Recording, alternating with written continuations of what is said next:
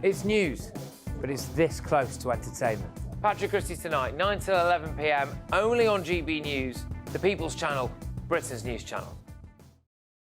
GB News is Britain's news channel, and now you can support it. All you have to do is scan that QR code that's up on your screen right now, or you can go to gbnews.com/support and become a GB News member. You'll have fantastic benefits. We're also going to organise special events where you as GB News members can meet the presenters, the on-screen faces. Scan the QR code or go to gbnews.com/support. Thank you so much.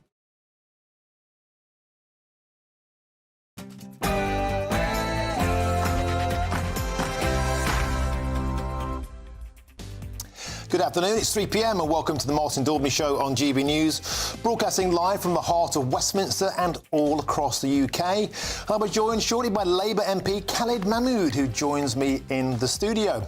Our top story this hour, the former Post Office boss, Paula Venables, has handed back her CBE and apologised for the devastation caused to the postmasters wrongly prosecuted for fraud and theft. In a few minutes' time, I'll be getting a reaction from one of the hundreds of Post Office scandal victims. And this follows a day of ministerial promises with the Justice Secretary in crunch talks with judges to help deliver swift justice for those victims. I'll also be discussing why the spotlight is also now on Sir Keir Starmer's legal past. Following that, the government's controversial Rwanda plan will be debated once again in Parliament next week. But there's growing pressure on the government to reveal the true astronomical cost of sending asylum seekers to the East African country. And fresh spring water in a bottle. What could be better? But is it really that good for you? Because new research may leave you reaching for the taps and saving a few quid while you're at it. Now, as usual, I want to hear from you. Paula Venables has handed back her CBE. But who else do you want to see facing the music over the Post Office scandal? Ed Davey, what about the other people who had their fingerprints on this throughout the years? Please email me at gbviews@gbnews.com. But first, it's time for your latest news headlines with Sam Francis.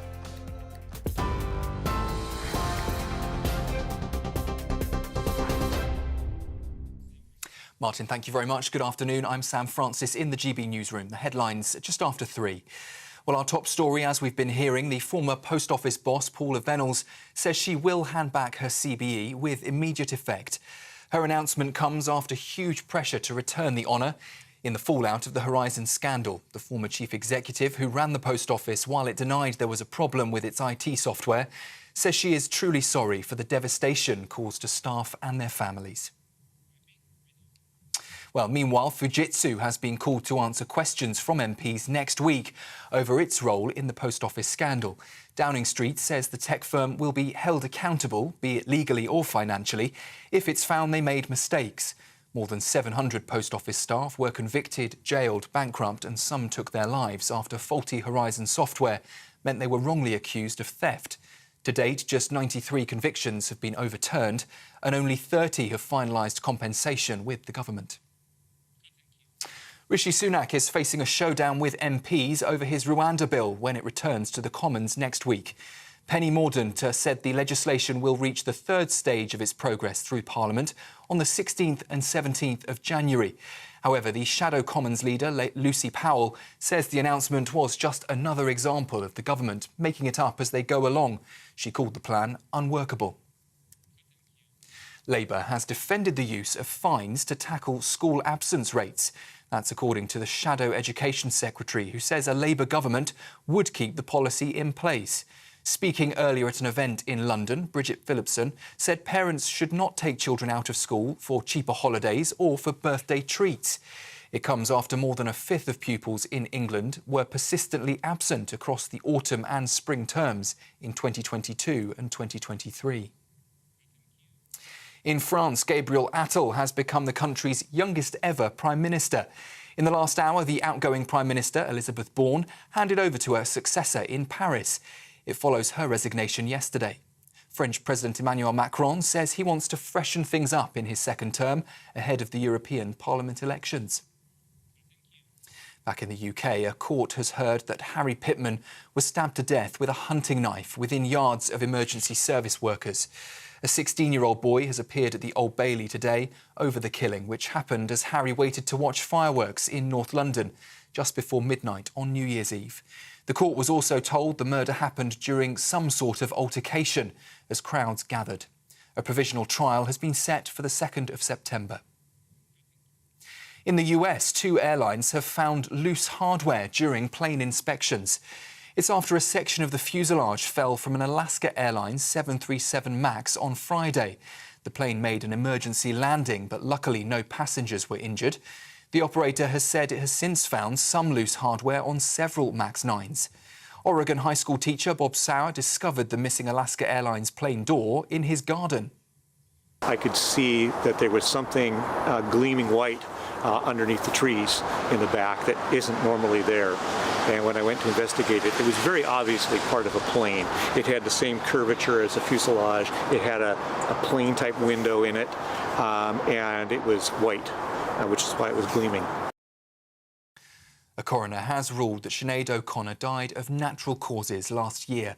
In July, the Dublin-born singer was found unresponsive at her South London home, and she was pronounced dead at the age of 56. A statement from Southwark Coroner's Court said that they have therefore ceased their involvement in her death. Meanwhile, more snow is expected across the country as the UK Health Security Agency issues an amber cold health alert for parts of England. The winter weather follows Storm Henk, which left large areas flooded and thousands of homes damaged by floodwaters. More than 100 flood warnings remain in place across the UK. UK scientists who helped to create technology for the latest moon mission are working to gather data from the spacecraft before it loses power. The Peregrine Mission 1 blasted into space yesterday, but encountered a fuel leak shortly after it launched. The probe had aimed to land on the lunar surface by the end of February, but now less than 40 hours of fuel remain before the spacecraft starts tumbling. Well, we've heard today that 2023 was the world's hottest year on record. That's according to new data. EU scientists compared average temperatures with global records going back to 1850. The European Union's climate service says it was likely to be the warmest year in the last 100,000 years. And some breaking news this hour. We're hearing that Lord Cameron has said that there are still 2 British nationals being held in Gaza. Live pictures here of David Cameron speaking to the Foreign Affairs Committee for the first time as Foreign Secretary, briefing on policies since joining government. And we will bring you more on that breaking news as we get it here on GB News. That's the latest from the newsroom. For more, we're across the UK on TV, on digital radio and, of course, on your smart speaker too. Just say play GB News. Now, though, more from Martin in Westminster.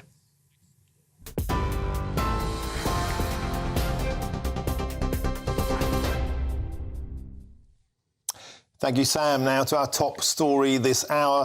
The former boss of the Post Office has handed back her CBE and said sorry to the hundreds of victims of the Post Office scandal.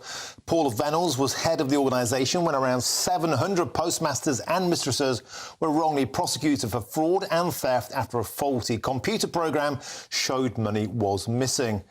Meanwhile, the Justice Secretary is in crunch talks with judges to find a speedy way to deliver justice for the victims who want their convictions quashed. Some were wrongly jailed and tragically some took their own lives because of these prosecutions. MPs are also calling on Fujitsu, the firm behind the faulty Horizon accounting software that made it look like money was missing, to pay for compensation. Well, I'll be getting a reaction now from Labour MP Khalid Mahmood, who joins me very kindly in the studio, MP for Birmingham Perry Bar. Nice. Khalid, a lot of people were saying that Paula Venables should be stripped of her CBE. She's acted first and handed it back herself. Is that the right thing to do? Well, it's the least she could do, and she's done that. But the real issue is those people who've suffered for 20 years. Some of them have just completely lost all contact with what was going on. Their lives have been absolutely ruined throughout this. People have had huge mental health effects as well. A number of people have died since, and the family's still left trying to resolve the whole issue. So it's taken a huge amount of time to deal with this, and we're still going through the inquiry. People are saying that, well, we need to get the judges to sort this out. Pass a resolution through the House of Commons, takes a week, get it done, and let's move these people forward and get them back to normality. What next? Compensation would seem the most likely and fair option, but who should foot the bill? A lot of people are saying the taxpayer should pick it up, but why should the taxpayer pick it up when Fujitsu, it seems, are patently at fault? Well, I quite agree with you. I think Fujitsu have a responsibility, and so far we haven't done anything with them. They have a huge responsibility. They didn't check their systems. When the complaints were made, they said they were correct and they were right in doing what they were doing. They'd had no issue of checking all these. People's life been hugely affected by this, and they have a responsibility to pay this. OK, Kay, we'll come back to you in a moment, but let's cross now to GB News' political editor, Christopher Hope. Chris. Martin, hello. I'm big news here in Westminster. Paula Venables has handed back her CB, as you've heard on the news there. And with me now is Kevin Jones, who's been campaigning on this for the past 2 or 3 years. Kevin, what's your reaction to the removal or the choice by Ms Venables to hand back her CBE? Well, I don't think she had much choice after the outcry after the television documentary, but you know, I have been campaigning this. I've written 4 times now to the Fortitude Committee to try and get this taken off her. She's now seen sense and actually given it back. This is the beginning of a reckoning about the post office scandal, isn't it? Well, it is, but also I think there's some questions that Number 10 need to ask about this honour, because it was them that recommended it for in 2019, even when they knew all about the scandal around the post office. They also made her a non-executive director of the Cabinet Office and appointed her to an NHS trust. And now we learned today that she was also considered to be the Bishop of London. So, you know, some questions need to be asked about who took these decisions. Yes, and that's an issue for the Tory government, isn't it? I mean, it seems to me this whole scandal has been pockmarked by an inability of the establishment, officials, ministers, to listen to ordinary people, not just ordinary people, but pillars of the community, which sub-postmasters are.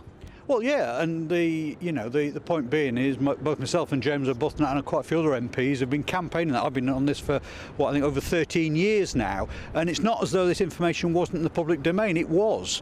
Therefore, the idea that the government in 2019 gave her a CB for services to the post office, ironically, then someone needs to explain in Number 10 who did that, and also who actually recommended to all these other appointments she got. Well, Number 10, of course, won't answer questions. There's an issue for the Honours Forfeiture Committee when we ask them those questions. Well, I'm not sure it is, because somebody in government in 2019 recommended her for this. They also took the decision to appoint her to the Cabinet Office as a non-executive director and an NHS trust. So who in government decided these things? And likewise, who put her on the shortlist to become the Bishop of London? Ed Davey is the leader of the Liberal Democrats. Of course, he was Post Office Minister 2010 to 2012. Should he now hand back his knighthood? Well, very interesting to see whether he'll comment on this. But, you know, he said he was lied to by his officials. Well, it depends on what questions he asked. I've been a minister, and I know if you ask the question, you get the answers. It's quite clear he didn't do that. Why do you think he shut his mind to the issues that Alan Bates was raising repeatedly in letters with him? And what does it say really about our politics that sub-postmasters, pillars of their community, can be ignored so much by people in power? No, this was the full weight of the establishment and the state against them. And also with ministers who were not asking the right questions. I mean, over the years, and I've said it in Parliament, we've dealt some succession of useless post office ministers. The most worst one, I think, was Jo Swinson when she was post office, so arrogant in just supporting the government's position. But no, these questions need to be asked, and people need to have the answers. And what's next? Is it time to stop all work with Fujitsu until this inquiry is finished? Well, I'm on the record as saying that, and I think that, you know, why on earth that company has gone silent this week and has not come forward and explained its position, and we're still giving them multi-billion-pound contracts. Now, that can't be right. Well, Kevin Jones, thank you for joining us. And I should say, Martin, that it was me who wrote the first article about Pauline Venables as a CBE, reporting on the letter which Kevin Jones sent. So there we are, a victory, a small victory for highlighting this CBE which Ms Venables took. Thank you, Chris, for that live reaction there from College Green. And let's hear now from Pauline Stonehouse, who was one of the many post office managers wrongly prosecuted. Pauline, welcome to the show. Thank you for joining us. Before we get your reaction to Paula Venables, would you mind please sharing with us some details of your story? Yes, certainly. I became a postmaster in 2004 after many years' experience working in post offices using the old system. Got prosecuted by the post office, suspended in 2007 and prosecuted in 2008. And that must have been devastating for you. And you've now learned, of course, that that was all wrongful and was the fault of dodgy software. Can you explain the emotional rollercoaster you must have been through over the years? At the time, it was horrendous at the time to not know what was going on, wondering what all the money was going to, the financial stress of my husband and myself taking money from the business to put in to pay the so-called shortages, and then seeking help and not getting it, to then eventually speaking to an area manager and then being suspended and then being accused of taking money that now no, I didn't do. And the damage to your reputation, your mental health, your well-being must have been immense. Yes, it's tremendously so. To get put on antidepressants by the doctor for a few years, affected me in a big way. Affected my family as well. The stress of going through it all and seeing me being dragged through the papers, and obviously it's gone on and on over time, with financial worries and not having the usual income. And Pauline, as we see now, some form of resolution at least beginning. The ITV drama, it took that for this to reach the front pages once again. Do you feel as if the clouds are parting, you're reaching a resolution, looking forward to a happier time? Yeah, I certainly hope so. This series has definitely brought it to the forefront of people's minds and making the government step up and take notice. So hopefully we'll get a resolution sooner rather than later, because it's like you know said, it's been dragging on long enough now. And Pauline, what's your immediate reaction to the breaking news of Paula Venables handing back her CBE? Was that the correct thing for her to have done? Definitely. She should have done it before now, without the petition being signed. Common decency should have brought us to do that. She shouldn't have to be told to do it. But unfortunately, she was almost kicked and dragged into this situation. What do you want to happen next? There's much talk about the prosecutions all being quashed, exonerated, and also financial compensation. What would you like to see happen, Pauline? The mass convictions being quashed definitely needs to happen. As for the compensation, I think they drag their heels far too much and make it more complicated than it needs to be. So they need to make that simpler and get us all back into position better than we currently are. Well, Pauline Stonehouse, I want to thank you very much for joining us on the show today on GB News, and I hope you get resolution. Thank you very, very much, and love to you and your family, OK? Thank you very much. Thank you. Thank you. Bye now. Khalid, when you see the human sort of impact of this there, and people like Pauline, we have to keep pushing on this. It's not enough for somebody to be thrown under the bus or to hand back their CBE. We have to keep pushing to make sure these people get justice. Well, that's the key thing. I mean, Pauline and her family have gone through a horrendous time. A lot of her colleagues have gone through exactly the same.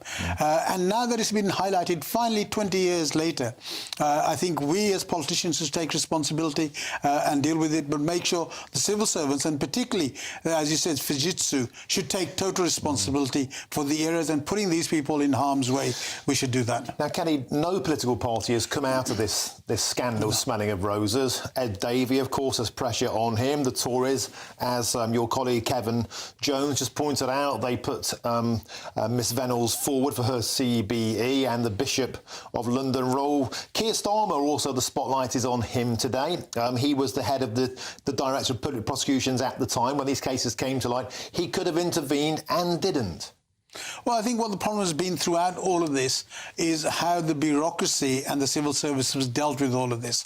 I don't think that they believed the people in the first instance. I don't think enough care was taken to deal with this issue, and they thought the company, and because the advice that was given to the post office was fine, and these people are just making it up. That is what we have to change. The culture today is wrong. There are still every day thousands of people on their own. This is a huge case, but individually are suffering these sort of things under the issues of the civil service that we have in place, of the officers that we have in place, who continually ignore these people who can't always go to the courts. What about the future of Fujitsu? Yesterday, Lee Anderson was here. He was saying the taxpayer should pick up a part of this bill. And I was like, well, hang on a minute. Why should the taxpayer pay for dodgy software of a private enterprise? So should the bill be footed by them in totality down the line? And what about the contracts they still enjoy? Well, I think Kevin, who's a very good friend of mine, is quite right. He's worked very hard on this. I think they have total responsibility to deal with this. They still have millions of pounds of contracts with local government and national government, as they do in other areas of defence and those sort of places. We need to deal with that. We need to make sure they are held responsible for what they're doing. OK, and so would you like to see, I don't know, those contracts suspended or put on ice until they put this right? Or would you like to see them straight away saying, we're going to admit liability? How does this work? Because people will not be happy if the taxpayer, once again, has to bail out a fat cat private corporation. Well, I think we do not bail out this private corporation. I think what you have to do is give them notice to deal with this. Suspending contracts straight away is not an easy thing to do. I think what you need to do is get them to be held accountable. If they agree, then do that. If not, ultimately, the contracts will have to be suspended. OK, thank you very much. Khalid Mahmood, please stick around. I'll get more reaction from you later in the show. And we'll have lots more on that story throughout the show, of course. And there's plenty of coverage on our website, gbnews.com. And you've helped make it the fastest growing national news website in the country. So thank you very much. Coming up, the government's controversial Rwanda bill will return to Parliament next week, but ministers are under pressure to reveal the true astronomical costs of sending asylum seekers or not to the East African country. I'm Martin Daubney on GB News, Britain's news channel.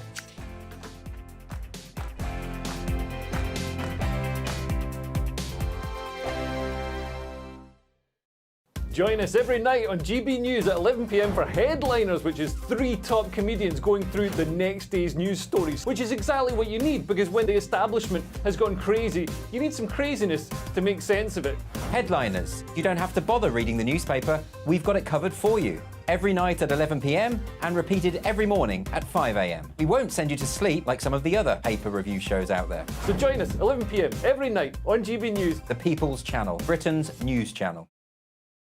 I think the most exciting bit for me is talking to people. People who I think are ignored often by the major news channels.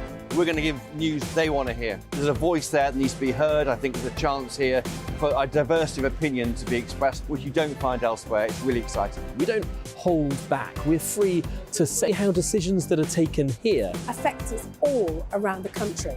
Only on GB News, the People's Channel, Britain's news channel. I'm Michelle Dewberry, and I'm not here to tell you what to think. I'd much rather hear what you have to say. So send in your opinions to gbviews@gbnews.com. Keep them clean, and you never know, I might read them out. With my panel here on Jubes & Co, we debate, we get stuck into the issues of the day on a show where all views are welcome, especially yours. GB News, the People's Channel, Britain's news channel. In the GB Newsroom, we bring you the news as it happens. With our team of dedicated journalists across the UK, we're ready to give you accurate reporting every day.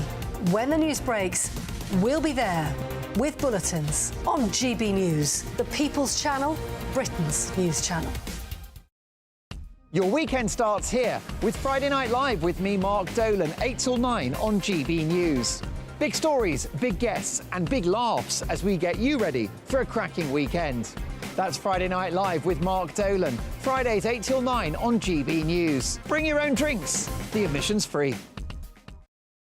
Good afternoon, Britain. Good afternoon, Britain. Join us, Tom and Emily, To find out what's happening in the heart of Westminster. and why it matters to you. Weekdays from midday, we bring you the most compelling stories from across the United Kingdom. And from your doorstep to our inbox. That's right, we want to hear from you. GB News, Britain's news channel. Big news, big debates, big opinion. Patrick Christie's Tonight is the week's biggest show. Every weekday, 9 to 11 p.m, we've got the inside track on the day's top stories. There'll be sharp takes you won't get anywhere else. We will set the news agenda, not just follow it, and I want to bring you along for the ride. Whatever it is, we'll have our finger on the pulse. It's news, but it's this close to entertainment. Patrick Christie's Tonight, 9 to 11 p.m, only on GB News, the People's Channel, Britain's news channel. GB News is Britain's news channel, and now you can support it. All you have to do is scan that QR code that's up on your screen right now, or you can go to gbnews.com/support and become a GB News member. You'll have fantastic benefits. We're also going to organise special events where you as GB News members can meet the presenters, the on-screen faces. Scan the QR code or go to gbnews.com/support. Thank you so much.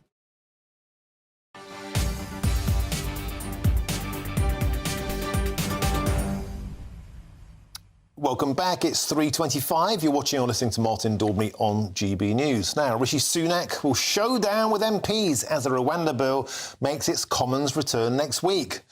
Earlier, the leader of the House of Commons, Penny Mordaunt, announced the legislation will reach the third stage of its progress through Parliament on the 16th and 17th of January. If passed and given royal assent, Parliament will deem Rwanda safe, overcoming the Supreme Court's ruling against deporting some migrants to the African nation. Well, join us now to discuss this in our studio is our political correspondent, Catherine Forster. New year, same old nightmare for Rishi, a two-pronged attack. His own revolt could come out, and also today Labour are demanding to know how much all of this costs. Let's start with the Tories. They puffed their chests up before Christmas. Will they do the same again and actually vote against it, or is it all posturing? Well, we're going to find out next Tuesday and Wednesday when the bill comes back to the House of Commons. Of course, before Christmas, there was an almighty row, wasn't there? And they were possibly going to have a major rebellion. In the end, no Conservative actually voted against the bill. Over Christmas, it feels like the heat has gone out of this a little bit.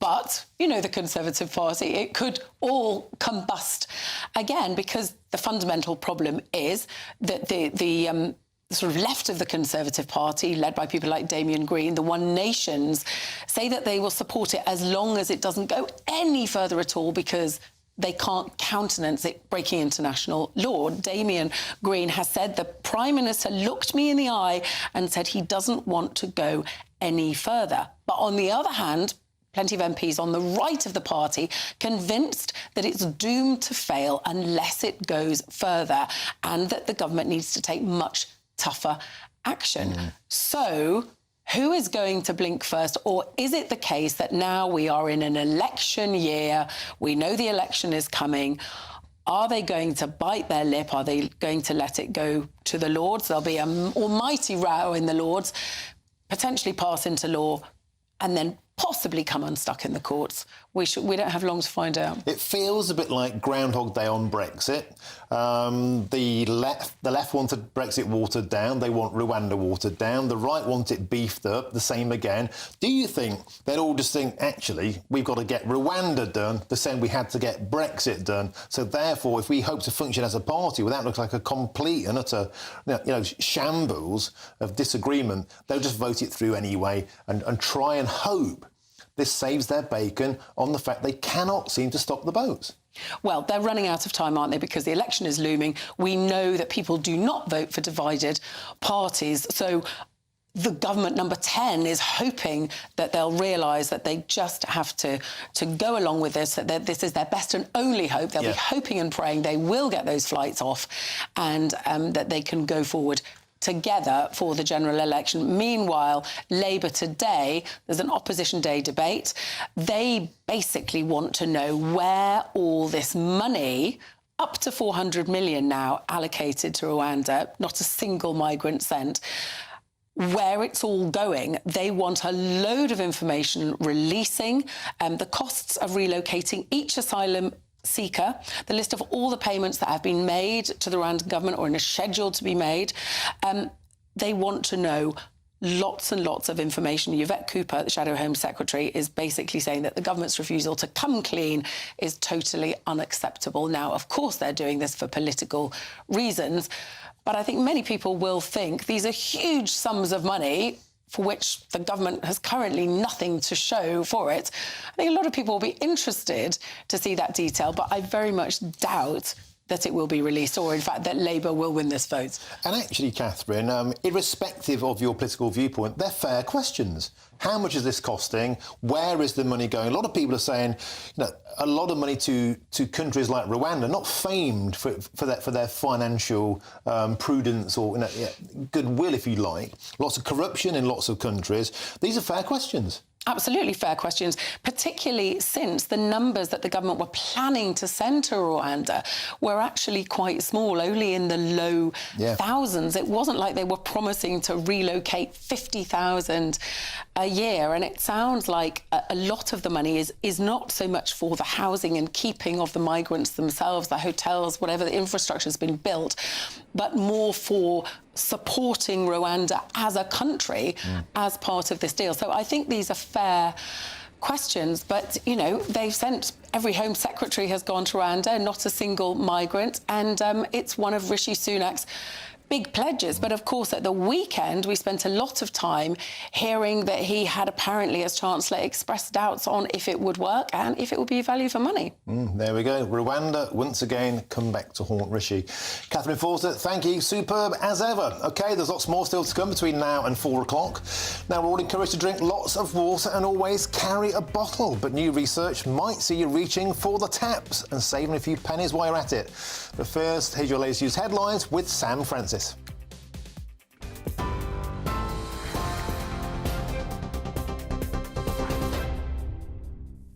Martin, thank you. Good afternoon from the GB Newsroom. I'm Sam Francis. The headlines at just after 3:30. Lord Cameron has confirmed there are still 2 British nationals being held in Gaza as hostage. That's amid the ongoing conflict there.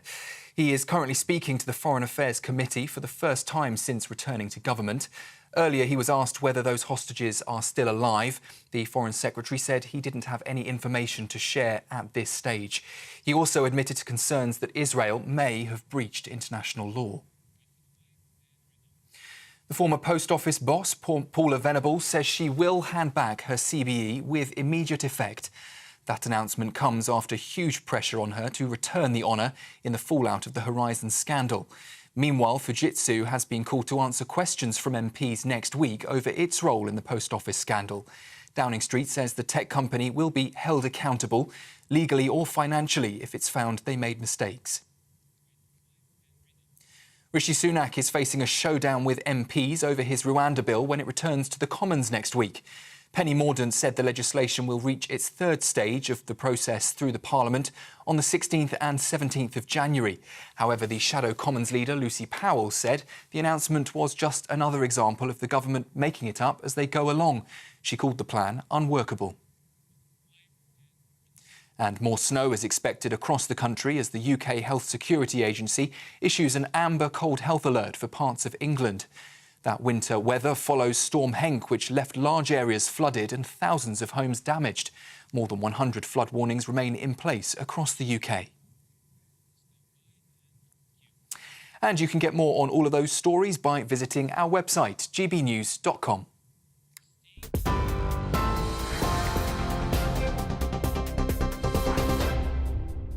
For stunning gold and silver coins you'll always value, Rosalind Gold proudly sponsors the GB News Financial Report.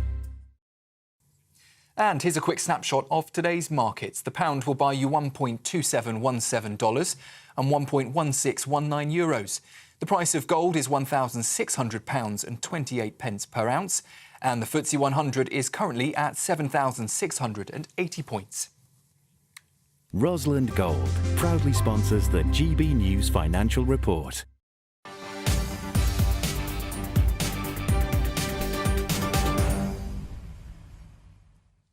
Thank you, Sam. Now, new studies have shown that bottled water contains more plastic than previously thought. Researchers in the US looked at the presence of nanoplastics in bottled water and found that a 1 litre bottle of water can typically contain around 240,000 minuscule pieces of plastic. Well, joining me now to discuss this is plastic particles specialist Dr. Heather Leslie. Dr. Leslie, thank you so much for joining us on GB News. I've got to admit, I don't drink bottled water, not because I'm so concerned about the impacts on the environment, but because I'm tight. And a lot of people don't drink it either, and actually they may have been vindicated. But on a serious point, often when you drink bottled water, you can taste almost the plastic. In terms of this research, nanoplastics that we're consuming this way, is it actually something for us to be worried about in terms of our health? Well, that's the big question, because we are very, very exposed, as these studies typically show. But one of the things that we still have to wait for is the toxicological data. It's very scientifically plausible that these particles, when they reach our body, will cause inflammation, and inflammation is dangerous to our health. It is a prelude to a lot of chronic disease. So what we have to be concerned about is if these particles actually reside in our body. And we showed a couple of years ago that microplastics and nanoplastics can be in our bloodstream as well. So we know that some of these particles that we're getting in are getting absorbed into our bodies, where they can eventually cause problems. And so these are microscopic, tiny, tiny pieces of plastic. Are factors at hand, such as the amount of time that water is stored in bottles? Does more go in the longer it's stored? Is it particular types of plastic? Do certain manufacturers coat their bottles on the inside? What should we be looking out for? Yeah, there's a multitude of factors: the temperature of storage and how long it's been stored, and mechanical disturbances and the age of the plastic, and the list goes on and on. So it's really hard to just generalize. What I think we have to look for is there a way out of an exposure that we don't want? If we decided we don't want it, what is really the way out of this? And that's also not a simple question, just like the problem. And is the answer right in front of our eyes just by turning on the tap? What about hearing it for good old-fashioned tapped water? These days, very safe. Yes. Well, tap water is a wonderful resource that can also be contaminated with microplastics and nanoplastics, because actually our entire living environment contains these fragments of our plasticized environment. We're all a little plastic inside, not only the microplastics, also the chemicals that are in plastic.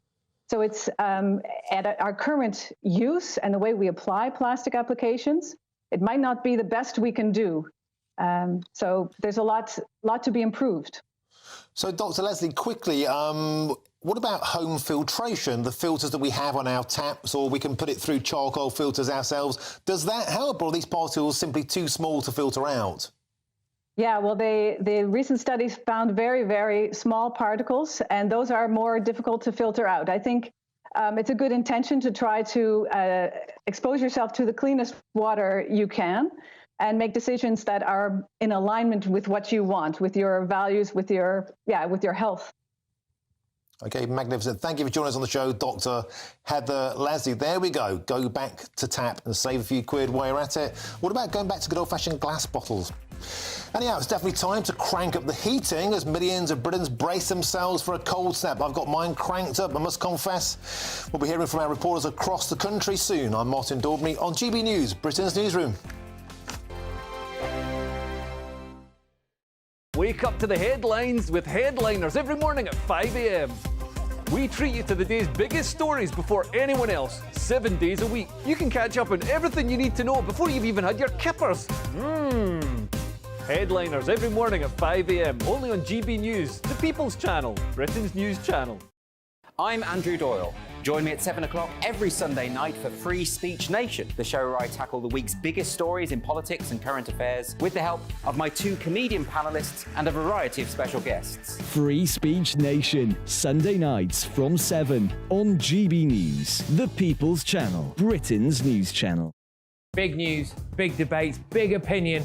Patrick Christie's Tonight is the week's biggest show. Every weekday, 9 to 11 p.m, we've got the inside track on the day's top stories. There'll be sharp takes you won't get anywhere else. We will set the news agenda, not just follow it, and I want to bring you along for the ride.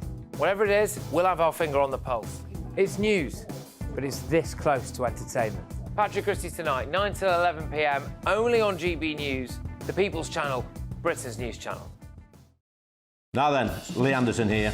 Join me on GB News on my show, The Real World, every Friday at 7 p.m. I'm not eating bloody cat. Are you Delicious. mental? Open your mouth. OK, here comes a train. Reminds me of the scene in Singing in the Rain. Adam, is that a good one? Whoa! Join me at 7 on GB News, Britain's news channel. When the news happens, it happens here. And really important breaking news. Breaking news this morning. On TV, radio and online, the news starts here on Britain's Newsroom. All the biggest stories and the answers that you need from across the UK and beyond. Join Britain's Newsroom from 9:30 on GB News. The People's Channel, Britain's news channel. Have a great Saturday night with me, Leo Curse, on the Saturday Night Showdown. It's a crazy world out there, so come and make fun of it with me, my panel of comedians, and a couple of people who actually know what they're talking about. The Saturday Night Showdown is your front row ticket to the clown show every Saturday, only on GB News, the People's Channel, Britain's news channel. Good afternoon, Britain. Good afternoon, Britain. Join us, Tom and Emily, To find out what's happening in the heart of Westminster. and why it matters to you.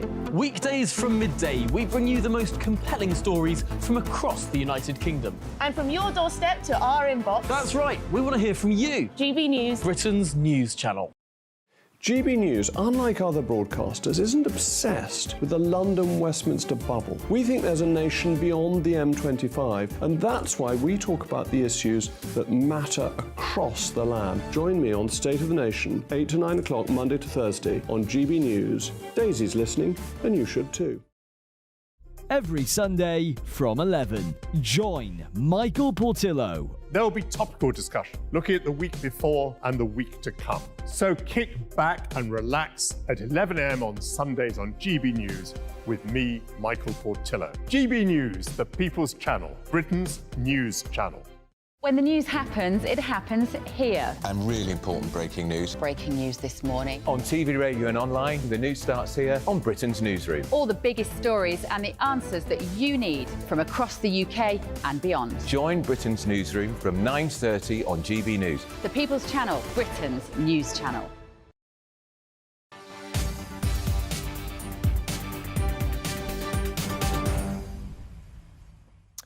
Welcome back. It's 3:41. You're watching or listening to Martin Daubney on GB News. Now, before we get stuck in, lots of you have been getting in touch with your thoughts on the post office scandal. It's just motivated so many of you to reach out to us. John says this. It says something when a docudrama finally gets the earth to move for the grave injustices under the management of Paula Venables, all in the name of the reputation of the post office.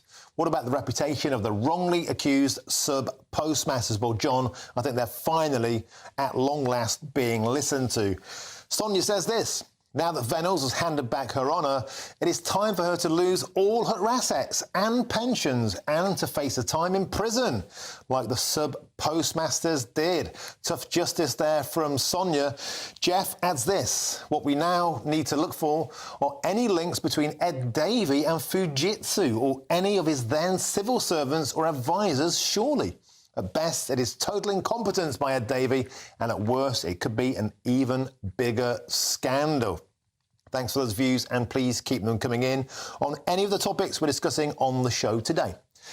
Now, more snow is forecast as an amber cold weather alert has been issued by the UK Health Security Agency as the cold snap is set to continue this week. Many communities who were affected by heavy rainfall during Storm Henk now fear a widespread freeze, whilst many households struggle to afford to turn up the heating, due, of course, to the ongoing cost of living crisis. And let's go live now to our reporters across the country.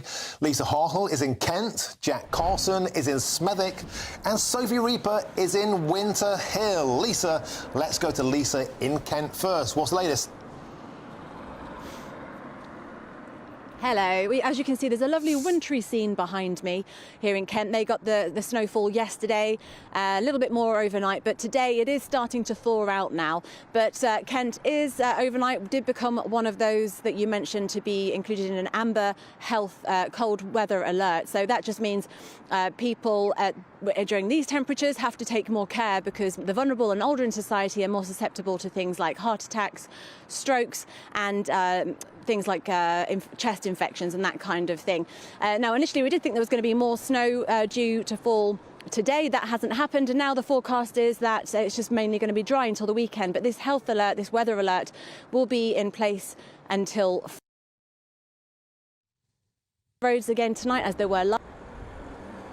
Because although we won't see any more snow, the chances are that the slush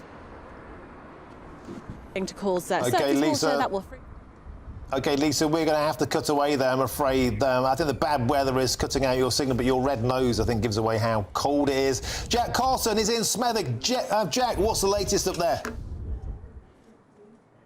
Yeah, well, it's certainly very cold here in Birmingham. Temperatures did reach negative overnight, but of course we've been here all day at the Dorothy Parks Community Centre here, which is one of those warm banks that provides this local community here in Smethwick with a place to keep warm, a place to socialise, and of course activities and group things to do as well. These warm banks are all over the country. They're offering people who are struggling to heat their homes that chance, of course, to keep warm, especially with this cold snap that we have seen today and will see over the course of the rest of the week. But earlier on, I spoke to a man called Lenny Harris. He's one of the people that attends the art class here. He uses this place as a warm bank as well. Here's what he told me. It's just very expensive at the moment. Very expensive. Yeah. It's very high, you know. And it comes like you get monthly, you get monthly bills. And it's difficult to cope sometimes, but I've got methods that I use, like when I can't use the heating, I'll use a hot water bottle, when I'm sort of in the bed, or if I'm under my duvet watching the television, I'll do that. I'll keep the windows closed to keep electricity down, and I try to just economise. It's really difficult sometimes, but you just have to manage. You have to manage. So I come here to do my art classes, but warm spaces as well, because I find that you save money when you come out the house and you come to places like this. You do save a lot of money.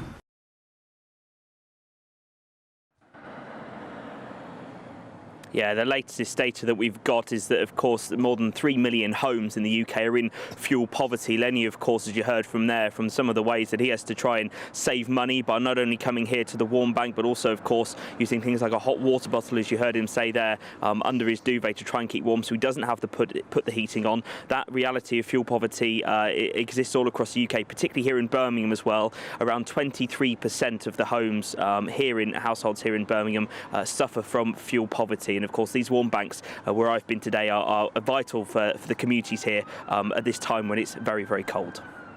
Jack Carson and Smethwick, fantastic work as ever, and great work to the warm bank behind you. Finally, Sophie Reaper is in Winter Hill. Sophie, winter by name, is it winter by nature? You've got your woolies on there, looks blooming cold. I absolutely have got my woolies on. I've also got my thermals on under here. It's really rather beautiful behind me, but as the sun starts to set, so is the temperature. It's really rather freezing up here now. It's my own fault for coming to such high ground, I suppose. But here in Bolton, like much of the northwest, it is falling under that amber cold health warning that the UK Health Security Agency and the Met Office have put out until Friday. Many people will be concerned about that drop in temperature. We're expecting it to get to around freezing here overnight, so people will be concerned about freezing pipes, about ice on the roads. As Lisa said, people being told to take extra care. That amber alert meaning that rather than only affecting the vulnerable, it means that there is potential risk to the entire population, so everybody being told to take extra care, with expectations to impact the entire health service until Friday, when this warning will remain in place till.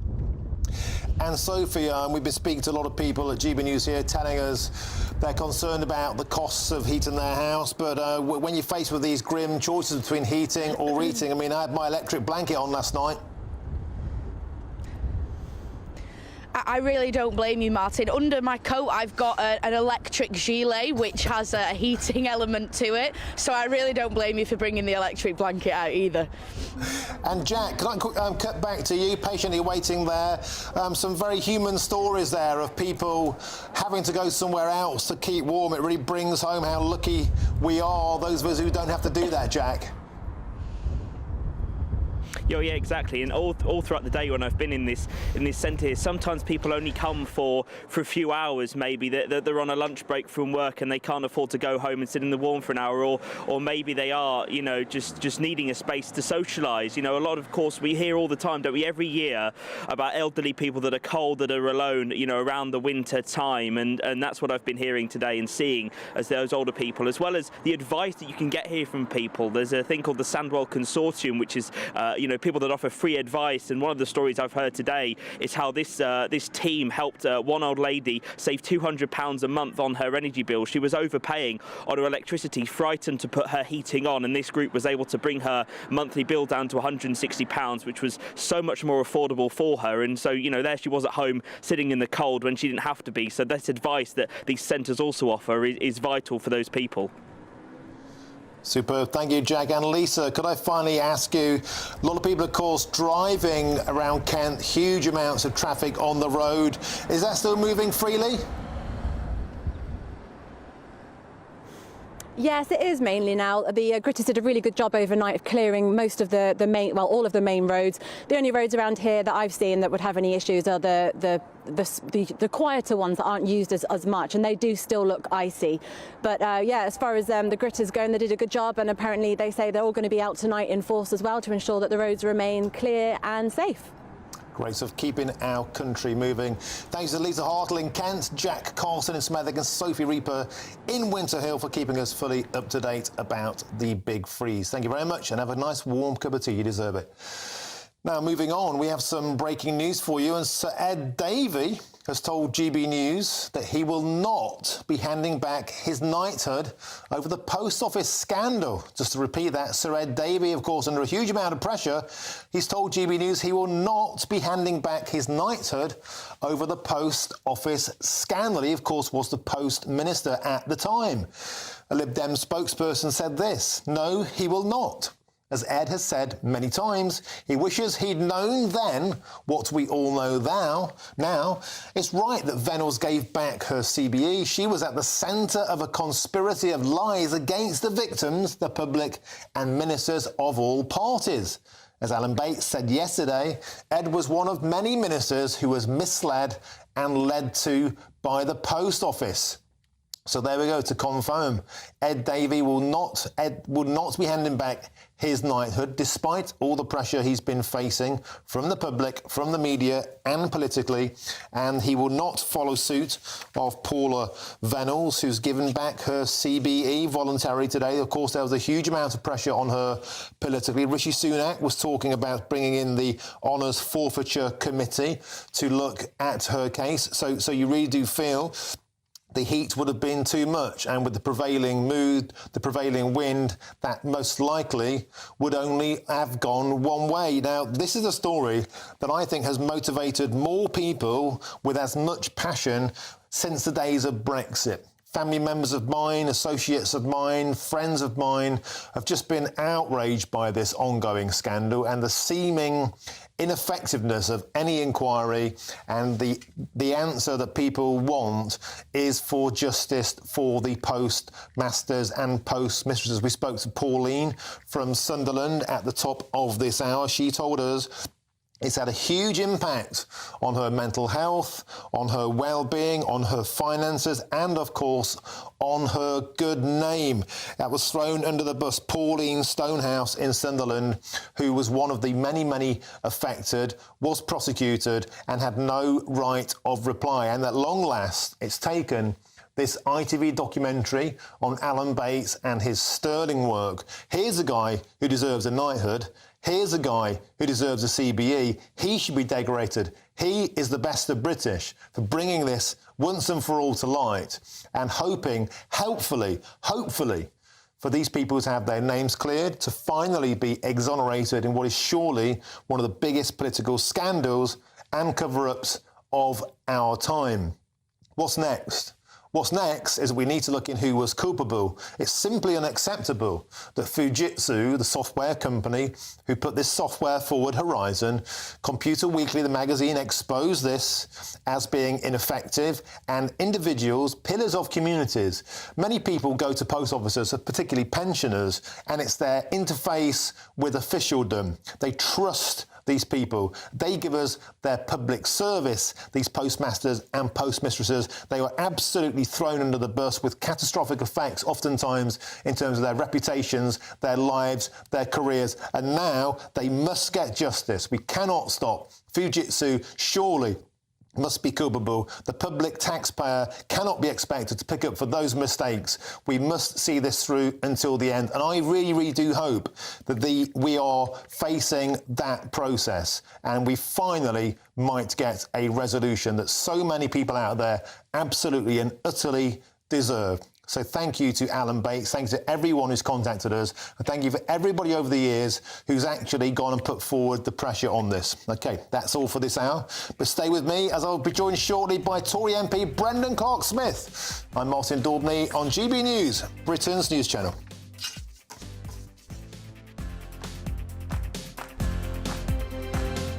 A brighter outlook with Box Solar, sponsors of weather on GB News. Afternoon, I'm Alex Deakin. This is your latest weather update from the Met Office for GB News. The cold theme continues, feeling particularly chilly tomorrow in the winds. For much of the south, it'll be a fine day with sunny spells. This area of high pressure is dominating, sitting just to the north of Scotland. Around it, the winds go clockwise, drawing in the easterly breeze, but also bringing down a bit more cloud through the night into northeast Scotland and northeast England. Maybe one or two scattered showers here. These should chiefly be of rain. We've seen some foggy conditions in northern Scotland. That fog may lift as we go through the night. In the south, it's clear, but it's cold with a widespread frost, -1, -2, even in urban areas. The countryside lower than that. It's not quite as cold in the northeast because there'll be more cloud here, but that will make for a cold feeling day tomorrow. Still a few showers over southeast Scotland, northeast England. Again, chiefly of rain, pretty light, pretty well scattered for most. It will be dry. Lots of sunshine in the south, soon lifting that frost. Sunny spells continue in western Scotland, a mixture of cloud and a bit of sunshine for Northern Ireland. Temperatures ticking up a little tomorrow, but it won't feel any warmer with the cloudier skies in the northeast and a fairly brisk wind here. That wind continues to bring in more cloud and a chilly feel on some North Sea coast and along the south coast as well on Thursday.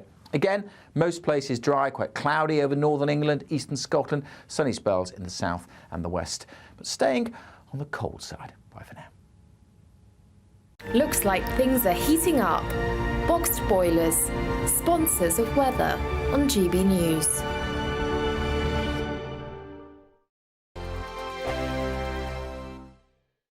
Your weekend starts here with Friday Night Live with me, Mark Dolan, 8 till 9 on GB News. Big stories, big guests and big laughs as we get you ready for a cracking weekend. That's Friday Night Live with Mark Dolan. Fridays 8 till 9 on GB News. Bring your own drinks. The admission's free.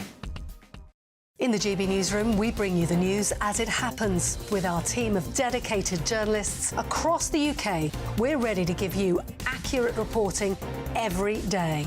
When the news breaks, we'll be there with bulletins on GB News, the People's Channel, Britain's news channel. Big news, big debates, big opinion. Patrick Christie's Tonight is the week's biggest show. Every weekday, 9 to 11 p.m, we've got the inside track on the day's top stories. There'll be sharp takes you won't get anywhere else. We will set the news agenda, not just follow it, and I want to bring you along for the ride. Whatever it is, we'll have our finger on the pulse. It's news, but it's this close to entertainment. Patrick Christie's Tonight, 9 to 11 p.m, only on GB News, the People's Channel, Britain's news channel. Join us every night on GB News at 11 p.m. for Headliners, which is 3 top comedians going through the next day's news stories, which is exactly what you need, because when the establishment has gone crazy, you need some craziness to make sense of it. Headliners. You don't have to bother reading the newspaper. We've got it covered for you. Every night at 11 p.m. and repeated every morning at 5 a.m. We won't send you to sleep like some of the other paper review shows out there. So join us 11 p.m. every night on GB News. The People's Channel, Britain's news channel. I'm Michelle Dewberry, and I'm not here to tell you what to think.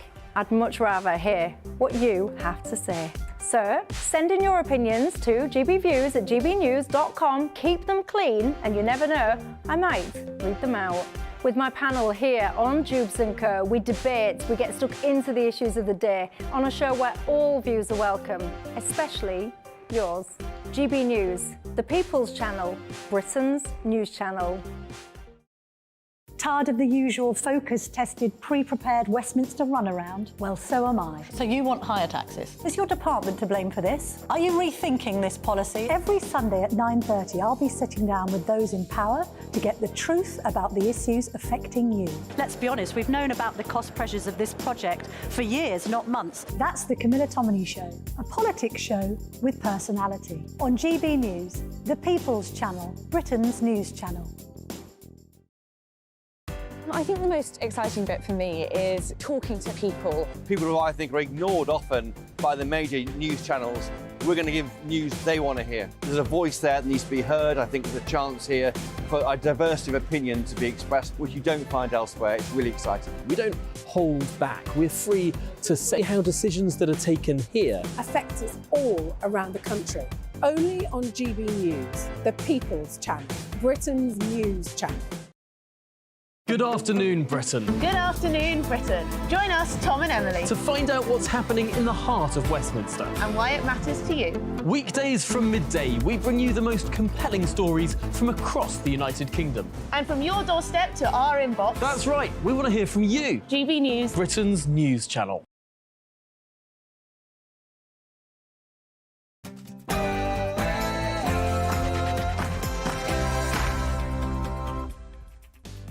Good afternoon, it's 4 p.m. Welcome to the Martin Daubney Show on GB News, broadcasting live from the heart of Westminster and all across the UK. To our top story this hour, the former Post Office boss Paula Venables has handed back her CBE and apologised for the devastation caused to the postmasters wrongly prosecuted for fraud and theft. It follows a day of ministerial promises with the Justice Secretary in crunch talks with judges to help deliver swift justice for the victims.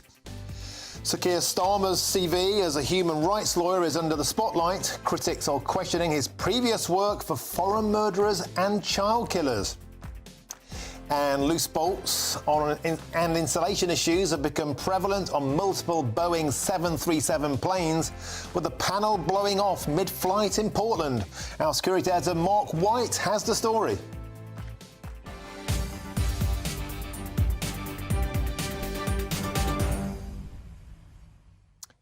And just to repeat that breaking news, in the past few minutes, Sir Ed Davey has told GB News that he will not be giving up his knighthood following criticism of his role in the Post Office scandal in the past.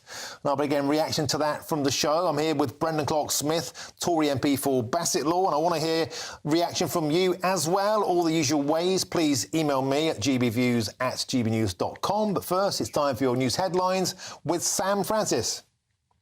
Who is it?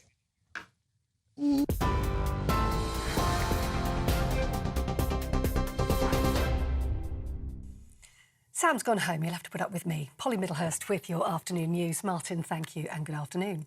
The Foreign Secretary has confirmed there are still 2 British nationals being held hostage in Gaza as the Israel-Palestine conflict continues. Lord Cameron is currently speaking to the Foreign Affairs Committee for the first time since his return to government. Asked whether the British nationals are still alive, the Foreign Secretary said he didn't have any information on that. But he did admit to concerns that Israel may have breached international law. The leader of the Liberal Democrats, Ed Davey, has told GB News today he won't be handing back his knighthood over the Post Office scandal. It follows today's announcement that the former Post Office boss, Paula Venables, will hand back her CBE with immediate effect. Her announcement came after widespread calls for her to return the honour after the Horizon IT scandal. More than 700 post office staff were convicted, jailed and bankrupted, some even taking their own lives after faulty software meant they were wrongly accused of theft. And Fujitsu, the parent company of the faulty software which caused the scandal, has been called to answer MPs' questions next week over its role. Downing Street says the tech company will be held accountable legally or financially if it's found to have made mistakes. Rishi Sunak is facing a showdown with MPs over his Rwanda bill when it returns to the Commons next week. Penny Mordaunt has confirmed the legislation will go through its third reading in the House of Commons on the 16th and 17th of January. However, the Shadow Commons leader Lucy Powell says the government is making it up as they go along. Meanwhile, the Labour Party has defended the use of fines to tackle school absence rates.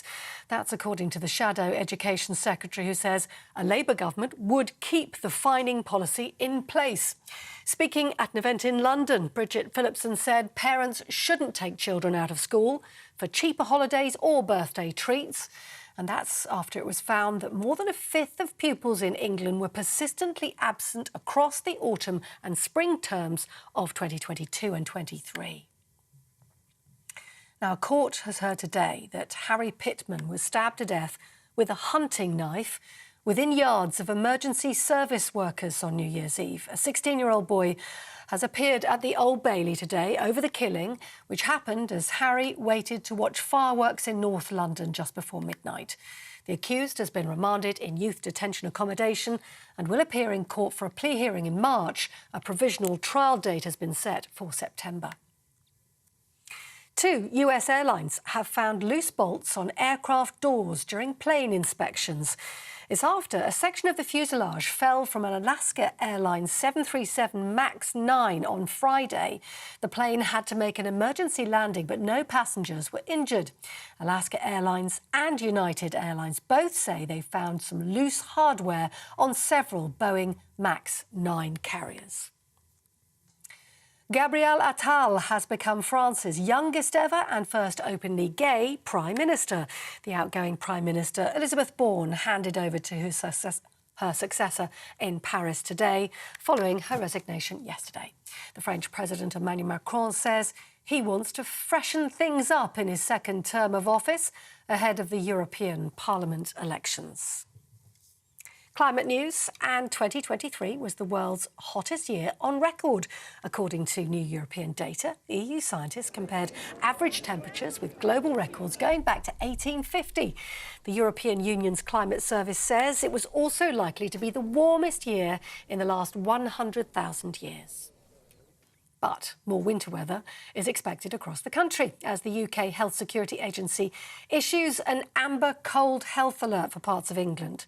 It follows Storm Henk, which left large areas of the UK flooded and thousands of homes damaged. More than 110 flood warnings remain in place across England. UK scientists who helped create technology for the latest moon mission are working together to gather data from the spacecraft before it loses power. The Peregrine Mission 1 blasted into space yesterday, but encountered a fuel leak shortly after launch. The probe aimed to land on the lunar surface at the end of February, but now less than 40 hours of fuel remains before the spacecraft starts tumbling out of space. That's the news on GB News across the UK on TV, in your car, on digital radio and on your smart speaker. This is Britain's News Channel.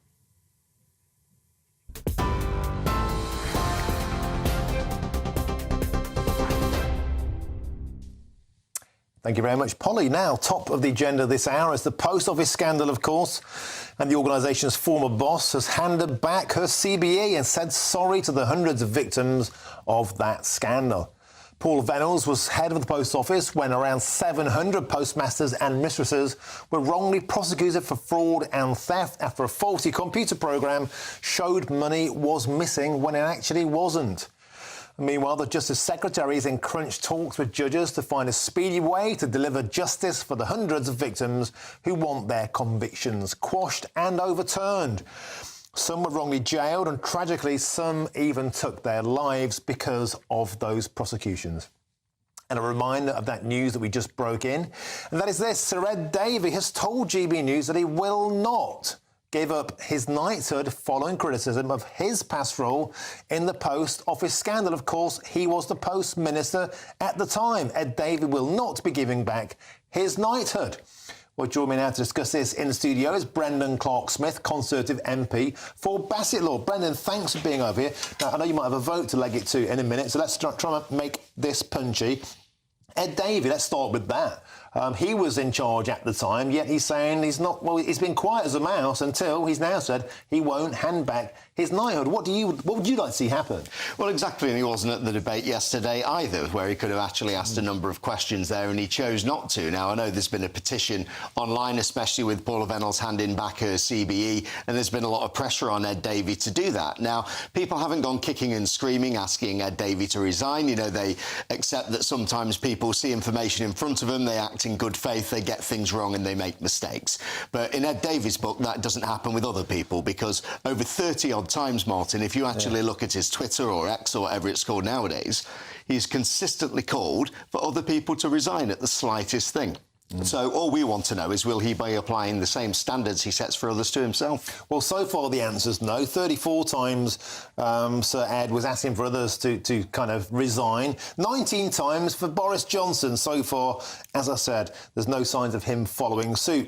It's fair to say no political party has come out of this venture looking particularly well. Liberal Democrats just discussed. Conservative Party, your lot put Vennells forward for that CBE in 2019. But I want to talk about Keir Starmer, because Keir Starmer was the Director of Public Prosecutions at the time. He could have intervened, and he didn't. Do you think questions need to be asked about that? Well, that's an interesting point. So some people have said, well, this is a private prosecution, and some have spoken about the special powers that the Post Office have got. Now, any individual, any company can bring forward a private prosecution, so there's not a special power as such. But Mike Freer, Justice Minister, he actually clarified this. I think he clarified this earlier as well, that if the Director of Public Prosecutions, if they want to step in and they don't think one of these prosecutions should go ahead, they can do that. They have the power to do it. So when we knew that something was going wrong, they could have stepped in and they could have stopped this, and he didn't. And Brendan, a huge amount of people have been getting in touch with us about this. I don't recall a political issue getting people this motivated since Brexit, to be honest. People in Bassett Law must be furious. I know they are in Broxtowe, where my family live, in Ashfield, in Loudham, in Newark. They're all livid about this. This can't stop here, can it? It has to go further. What does the next stage of justice look like for the postmasters and mistresses? Yeah, I mean, justice means a lot more than giving a CBE back for a start, and this is something that I'm particularly passionate about. I worked on a post office counter myself. I'm a former counter clerk here. My family worked for the post office, so this is something that I know a fair bit about. Some have said, well, people are only interested now it's been on an ITV drama. That's not strictly true. There's been a number of years this has been going on, and in fairness, there have been MPs across the House, all different political parties, that have actually been raising cases of their constituents where things have gone wrong. There have been some interim payments that have been made. I understand that there's actually more money to come. There's an inquiry to finish as well. But they want those answers, and they want those people held to account who made these decisions, whether that's executives, whether that's people involved with the software or not. So I think there's a lot more to come. 150 million quid so far is the compensation pot that's gone out. It's going to be many, many multiples of that, you'd imagine, before we reach resolution over the many hundreds of cases. Of course, we can't bring back those who've taken their own lives or have sadly passed away since this began. Who should pick up the bill for that? Surely it shouldn't be the taxpayer. Well, I certainly don't think it should be the taxpayer, no. If the Post Office have made the mistake, then, of course, that's OK, it's owned by the government, or there is a shares there, so you would expect that that is going to hit it a bit. But then there are other people, there are private partners. Some people have mentioned Fujitsu, for example. We want to know more about what their role in it is. Of course, if they've made mistakes, you know, maybe they're going to be one of the people who are paying up as well. And maybe, Brendan, those fat contracts they still get to this day could be looked at. If you're a bad supplier, surely you don't deserve to get any more Wonga. Well, there's certainly a bit of leverage there. I've seen stories dating all the way back to Tony Blair when Horizon was first introduced, the pressure that they were put under with jobs, will it affect trade with Japan and so on. So I'd say leverage works both ways. Superb. Brendan Clark-Smith, Conservative MP for Bassett Law, thank you for joining us. Make sure you get back to that voting time, otherwise they'll be telling off us here at GB News. Now, Chris Hope, our political editor, has spoken to Veterans Affairs Minister Johnny Mercer as his department and the NHS have launched a new campaign to promote the mental health of servicemen called Operation Courage. Johnny Mercer, you're the Veterans Minister. A survey from NHS England found that 60% of veterans, serving personnel, reservists, family members and carers found it difficult to ask for help. Is that an embarrassment for the government? I mean, it's not an embarrassment. It's not where I want it to be. Of course not. We work night and day in this place to try and make care easier to understand, easier to access, better joined up, so you don't have to go around and tell your story a number of times. We've transformed it over the last few years. We have single care pathways with things like Courage, 19,000 referrals in its first year, 30,000 people have been treated by Courage now. You only have to look in the media, on social media, for people whose lives it saves. So look, I think we have fundamentally changed veterans care in this country. I'm really proud of it, but I'm always, conscious of the fact we need to do more until everybody knows about it. Who leaves the military, I'm going to keep going, and I take that on board. But as a veteran with service in Afghanistan, that's well known in Whitehall, is there something in the psyche of fellow veterans who don't want to ask for help? I think traditionally, certainly, when I started a long time ago now, 20 years ago now, 22 years ago, I think it was a different concept coming forward and asking for help with your mental health than it is today. And, we should be proud of that, the way it's changed both within the military, but outside the military, and all the work that's gone on in the mental health space from the Royal Foundation downwards to change the discussion. But look, there is always more to do, Chris, and no one's going to sit there and say, look, we're completely happy with this progress. We're going to sit on our laurels and we're not going to do any more. Every single veteran suicide is a tragedy, not only for the individual, for their family, but also us as a nation, right? People who leave the military, I want them to go away from that completely boosted by their time in the military and the best version of themselves. I don't want them going away from that in the States. Some of them do. So we will keep driving down this hole until everybody knows about Courage. Everyone knows of the programs that are there. They do work. You can get better and life can get back to normal. And is your role working in Whitehall? You're based here in the Cabinet Office. You're outside of the MOD. The idea is to give you a wider role across government. Are officials listening to you when you make these points to them? Well, look, I mean, you only have to look at what we've been able to deliver in the last 12 months alone. Op Restore, single dedicated pathway for physical injuries, Courage for mental injuries. We launched Op Fortitude. There were no veterans sleeping rough this Christmas because of a lack of provision, right? I know people try and muddy the water and sully that down. That's 407 of the most vulnerable veterans in this country who may be in addiction, maybe in debt, maybe coming out of domestic violence, that we have provided a roof over their head and a pathway to get their lives back on track. That is what government's all about. We're incredibly proud of it. But again, we're going to keep going because we want to end the scourge of veterans sleeping rough in this country today. The junior doctor strike ends this week. Has that had a bearing or an impact on the treatment of veterans and their mental health? Look, the doctor strike, I see it for myself down in Plymouth. Clearly, it has had an impact on my local hospital. It's incredibly disappointing because people have worked really hard across Plymouth, whether it's clinicians, managers and so on, to bring down waiting lists, get people out of hospital in time for Christmas. This doctor's strike at the hardest time of year is something I profoundly disagree with. Actually, the junior doctors is the last part of the unions we haven't been able to reach agreement with. They've had an 8% rise. They want in excess of 30% pay rise. The Prime Minister's made it clear his mission on inflation. You're seeing the figures change on that. They need to re-engage with the government. We need to get this sorted out because actually when people aren't on strike, those waiting lists are coming down.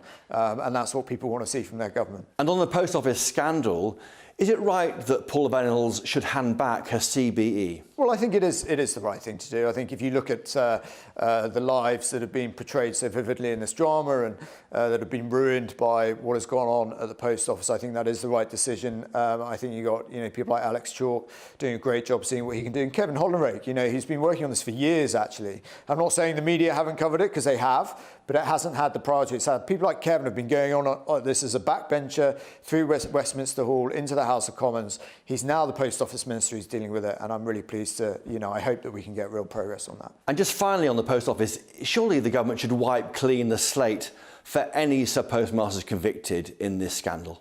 Yeah, look, that's not a question for me, is it? That's a question for Alex, the Justice Secretary, and others. They're looking at all options, and I think we'll end up in a place that can bring. You're never going to bring, completely compensate for the hurt that has gone on over this period of time. But I think the government's going to do everything it can, and I think you'll see more coming out about that later on this week. A fantastic initiative. Many people think we simply do not care enough about our armed services veterans, servicemen and servicewomen who are willing to pay the ultimate price defending our country seem to be forgotten so often. £33 million of funding was promised at the last budget. Over 3 years, that's £11 million a year. Not bad. When you think about the fact that we're spending £8 million a day on asylum hotels, where are our priorities? But I'm glad to hear that Johnny Mercer is pushing on with this initiative. Too many people lose their lives to suicide and poor mental health, and we must stand behind them and thank them all for their service. We'll have lots more on that story at 5 o'clock. We'll discuss that in more depth with an armed service veteran. There's plenty of coverage on our website, gbnews.com, and you've helped to make it the fastest growing national news website in the country. So thank you very much indeed for that. Now, Channel 4 is under fire with complaints over their failure to hit diversity targets in new board hires. Yes, they're too white, obviously. I'm Martin Daubney on GB News, Britain's news channel.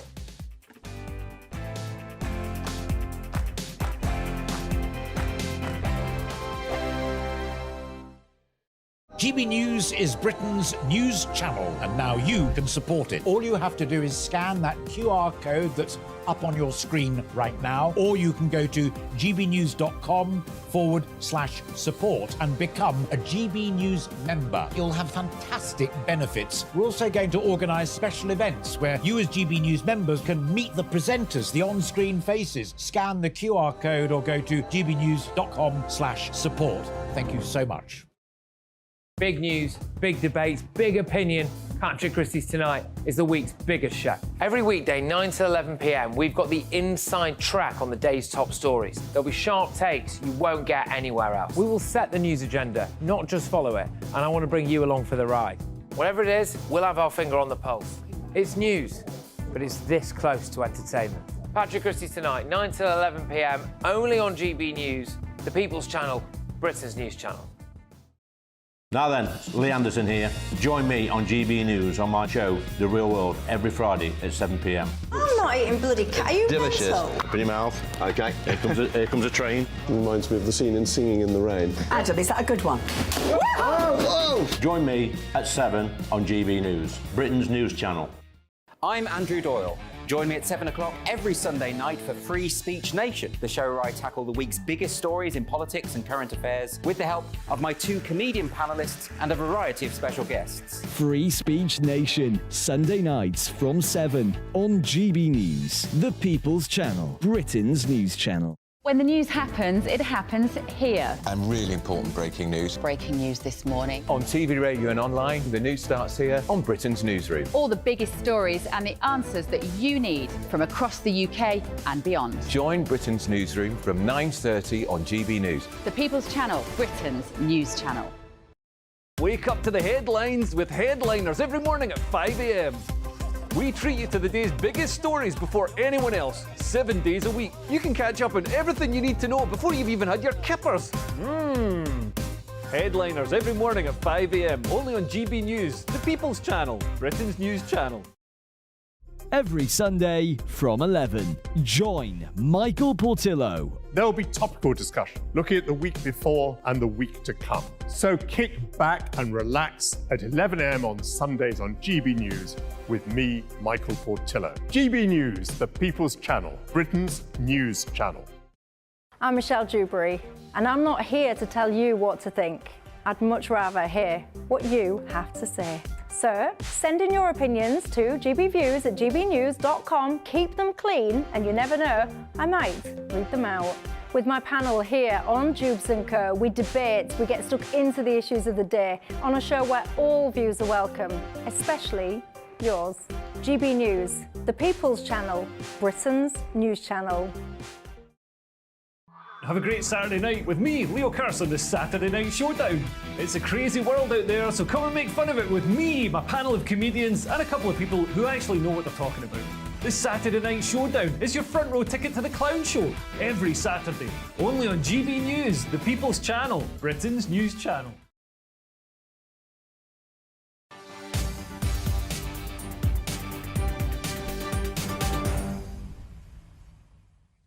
Welcome back to the show. It's 4:22. You're watching and listening to Martin Daubney on GB News, live from the heart of Westminster.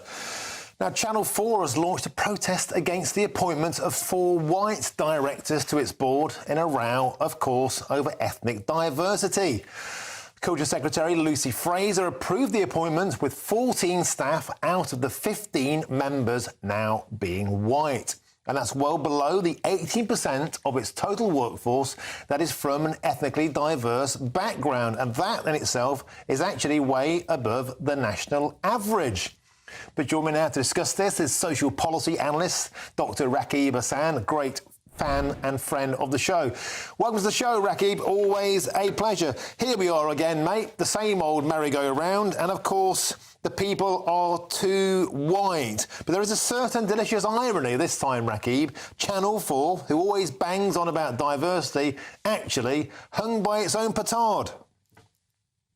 Oh, no, absolutely. And we've seen similar dynamics at The Guardian as well, where employees in the past have complained about how exclusionary The Guardian is, or the lack of inclusivity in terms of how it runs its organisation internally.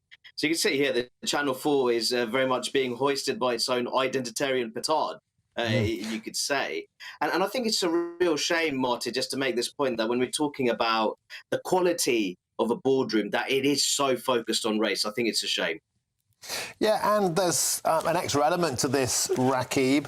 Turns out as well, Rosina Breen, a former BBC executive, was rejected in this process, and she's not happy about that, complaining about Lucy Fraser, the Culture Secretary's role in that. Are we really getting towards a point, Rakib, do you think, where we have to apologise for every time an ethnic candidate doesn't make the grade, or kind of grovel or sack somebody if a white person gets the job? Well, no, I think that when it comes to these kind of processes, of course, we can look at how they can be improved. But I think the point that we're both making is that at the moment, when looking at how to improve those processes to make them more robust and rigorous, I don't think the answer is focusing so much on race. And as we know, much of this is the result of importing this toxic racial identity politics from the United States, which does have a very different national history and environment when it comes to matters of race, and into the UK. I think something that we've talked about before is the lack of working class representation on boardrooms. How many people sitting in these boardrooms that we're referring to, how many of them had a traditional working class background, irrespective of their ethnic heritage? I'd be quite keen to see the figures on that. Well, I think we know the answer to that, and I think we know the answer to the diversity of politics within Channel 4. Not that diverse, I would say, but of course, people would argue with some justification, of course. It is healthy, it is appropriate to have a diverse workforce, no matter how you measure it, Rakib, whether it's politically, whether it's class, or whether it is indeed ethnicity. But do you think this is just another indication of the fact, actually, diversity simply means less white people? Well, I think that much of the DEI policies that we're seeing in a variety of sectors, I think they're deeply exclusionary towards the white British mainstream. I think that we saw that recently in respect of the RAF, where you had recruitment officers making comments such as useless white male pilots. If we want true diversity, equality and inclusion, then that has to be a considered and measured approach towards all groups in society, of course, including the white British mainstream. But the reality is, Martin, when we're looking at DEI, much of it doesn't really promote diversity of thought. Contrary to being inclusive, I actually find it deeply exclusionary. And if we're looking at equality, I think the issue is that I support equality of opportunity, but I think DEI operates more towards the equalisation of outcomes, and I don't think that has any place in a civilised and advanced democracy such as ours. So, Dr. Hassan, we talk about this a lot. Do you think this is going away, or is it going to get much worse before it gets any better? We seem obsessed with identitarian politics, and it seems to be dictating who gets jobs, who doesn't, and who gets laid off. Well, I think that it's reached a very advanced point, far too advanced for my liking. But I do think that there's a counter challenge, and I think channels such as GBNews play an important part in that. And I think many people who I'd consider to be sensible liberal leftists, I think even they're beginning to wake up now to the toxicity of DEI, the fact that it can be incredibly alienating towards a variety of people. And they also understand if you really want to make genuine progress on matters of anti-racism, if you want to live in a society which is truly meritocratic, which is defined by equality of opportunity, then you need to build allies in the white British mainstream. And alienating the largest ethnic group and large swathes of it is not the way forwards. OK, Dr. Rakib Hassan, thanks for joining us on the show. As ever, mainlining common sense. Always a pleasure. Now, moving on, the Australian government appears to have shelved plans for an imminent referendum on the country becoming a republic, which was expected in early 2025. A spokesperson for the Albanese Labour government said its main priority remained helping Australians deal with the cost of living pressure, but that we do support the vision for an Australian republic and maintain a long-term vision for Australia as a mature, independent nation. And the news comes ahead of a rumoured visit by the King down under in autumn, yet Buckingham Palace have not yet confirmed any plans. Well, joining us now to discuss this is Cameron Walker, GB News' royal correspondent. Cameron, always a pleasure. So great news, at least in the short term, Australia will stay part of the Commonwealth. They will stay admiring and loving the royal family. Yeah, it's certainly a boost for King Charles Martin. He is head of state in 15 realms and territories across the world, including the United Kingdom and indeed Australia. And when he ascended the throne, there were fears that perhaps Republican rumblings would ramp up a bit. However, as we have heard, the Australian government seems to have shelved plans for an imminent republic referendum. It's thought, or it's rumoured at least, that King Charles and Queen Camilla would be visiting Australia in October. And although Buckingham Palace have not confirmed plans, again, there were worries that this trip, if indeed it does happen, would be completely overshadowed by an imminent referendum in early 2025. But a government spokesperson, an Australian government spokesperson, has told me that their current priority is helping Australians with the cost of living pressure. Now, there's been some speculation over the last couple of days, including from the Times newspaper, which alludes to the previous referendum held by the Australian government back in October, and that was to do with trying to get Aboriginal people in Australia, or at least make it easier for them to voice their views in the Australian Parliament and essentially change the constitution. And they failed in that. The Australian people chose not to make it easier for the Australian Aboriginals to be able to voice their opinions in Parliament. So it's a very simplistic way of looking at it, but the bottom line is that was a significant and embarrassing defeat for the Labour government in Australia, completely different to is separate from the Labour government here in the United Kingdom. But the rumour is that the Australian Prime Minister could not face another defeat when it came to a referendum. So just to put this into some context, the current polling, or at least most recent polling, when it comes to Australia becoming a republic, 35%, a very small majority of Australians, wants to continue with King Charles as head of state. That's according to a YouGov poll conducted on the first anniversary of King Charles ascending to the throne, whereas 32% wants Australia to become a republic and have an elected head of state. That is a very narrow margin, however, and the Australian government in the long term does want Australia to become a republic. Excellent stuff. Cameron Walker, thank you as ever. The King shall continue to reign down under.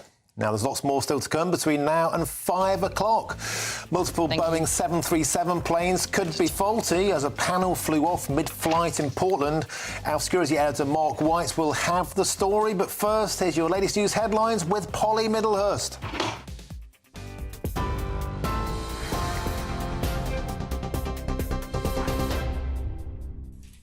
The headlines this hour, the Foreign Secretary has confirmed there are still 2 British nationals being held hostage in Gaza as the Israel-Palestine conflict continues there. Lord Cameron's been speaking today to the Foreign Affairs Committee for the first time since his return to government.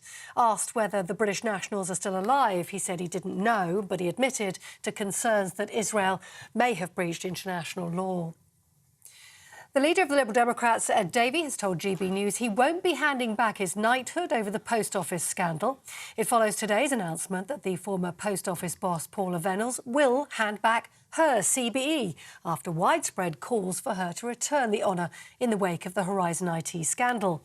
More than 700 Post Office staff were convicted, jailed or bankrupted, some even taking their own lives after the faulty software made it look like money was missing. And in the United States, Donald Trump says he might prosecute US President Joe Biden if he returns to the White House. The former president posted a message on social media as his lawyers prepare to argue that he should be immune from criminal charges for his attempt to overturn the 2020 election. Mr. Trump falsely claimed he was being indicted for opposing the election in a warning that was not substantiated by any evidence. But just look around at the complete mess that crooked Joe Biden has caused. He's the worst president in the history of our country by far. You don't indict your political opponent because he opposes the corrupt election, which you know was corrupt. Everybody knows it was corrupt. The American public knows it was corrupt. Here in the UK, more snow expected right across the country as the UK Health Security Agency issues an amber cold health alert for parts of England. The winter weather follows Storm Henk, which left large parts of England flooded, with more than 100 flood warnings still in place across the UK. Those are the headlines. More background to those stories by heading to our website, gbnews.com.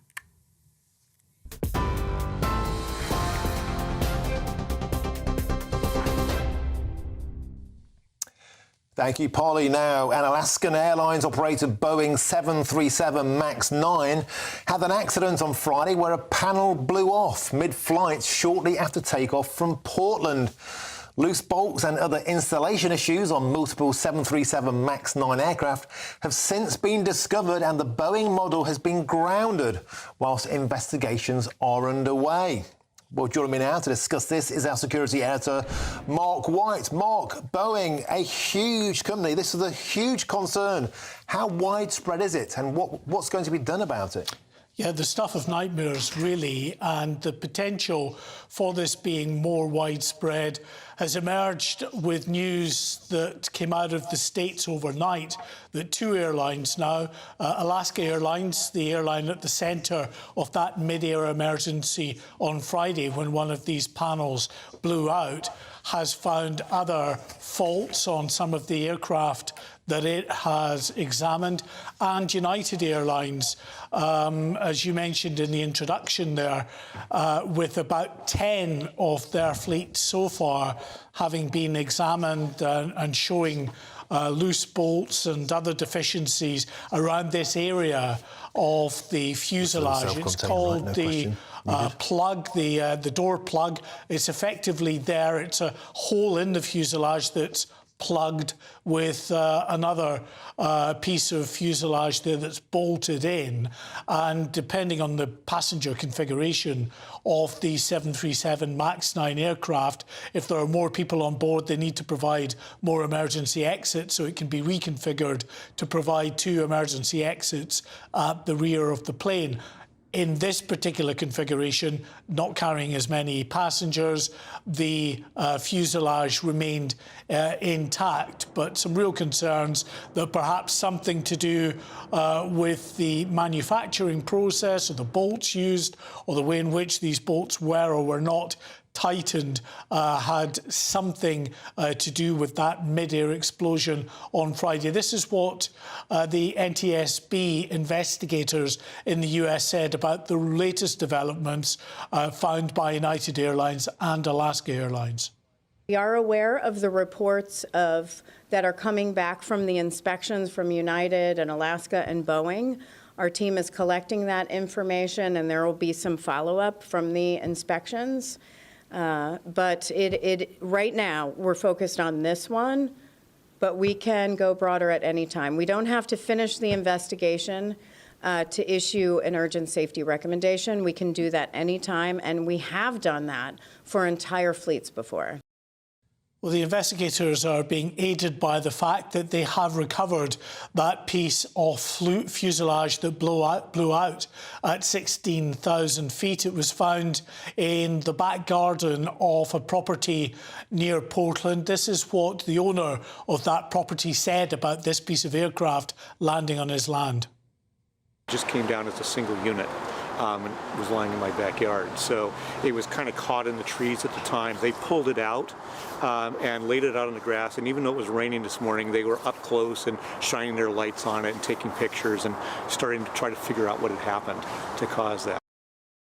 Well, 171 of these Boeing 737 MAX 9 aircraft have been grounded while these investigations are carried out. All of the airlines affected are waiting for instructions from the Federal Aviation Authority and also from Boeing itself, the manufacturer, so they know exactly what to do in terms of looking for potential faults around these door plug areas. Okay, Mark White, thank you very much for that update. Hugely concerning and, of course, very impactful on the share price. Boeing's share price has plummeted almost 9% in the past 5 days alone. Now, Sir Keir Starmer's work as a human rights lawyer could be coming back to haunt him, with the Labour leader facing criticism for his work with murderers and even child killers. I'm Martin Daubney on GB News, Britain's news channel.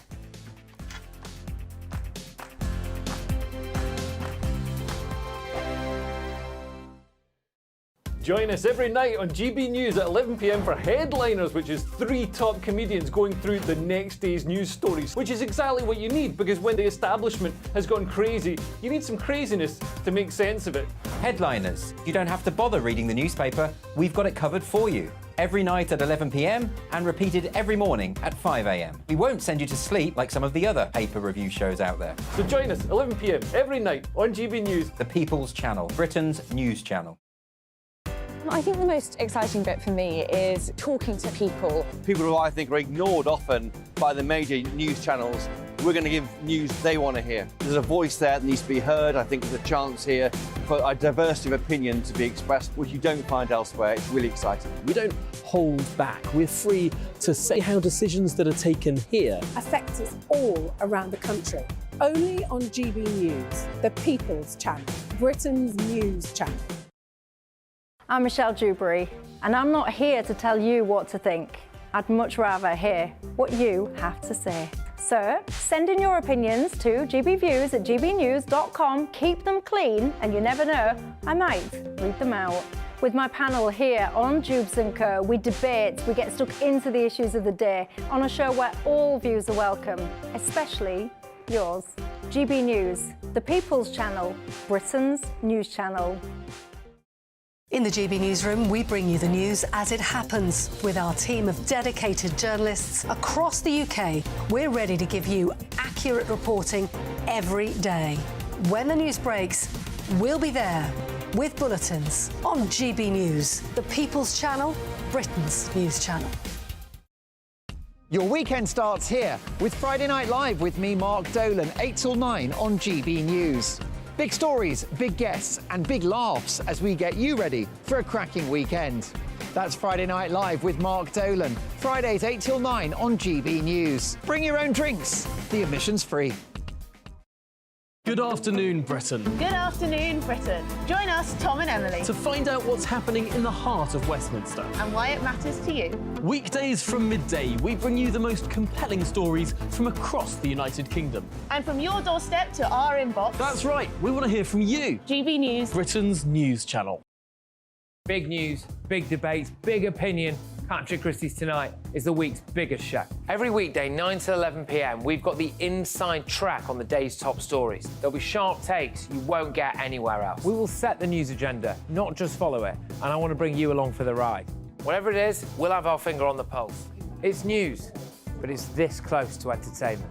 Patrick Christie's Tonight, 9 to 11 p.m, only on GB News, the People's Channel, Britain's news channel. GB News is Britain's news channel, and now you can support it. All you have to do is scan that QR code that's up on your screen right now, or you can go to gbnews.com/support and become a GB News member. You'll have fantastic benefits. We're also going to organise special events where you as GB News members can meet the presenters, the on-screen faces. Scan the QR code or go to gbnews.com/support. Thank you so much.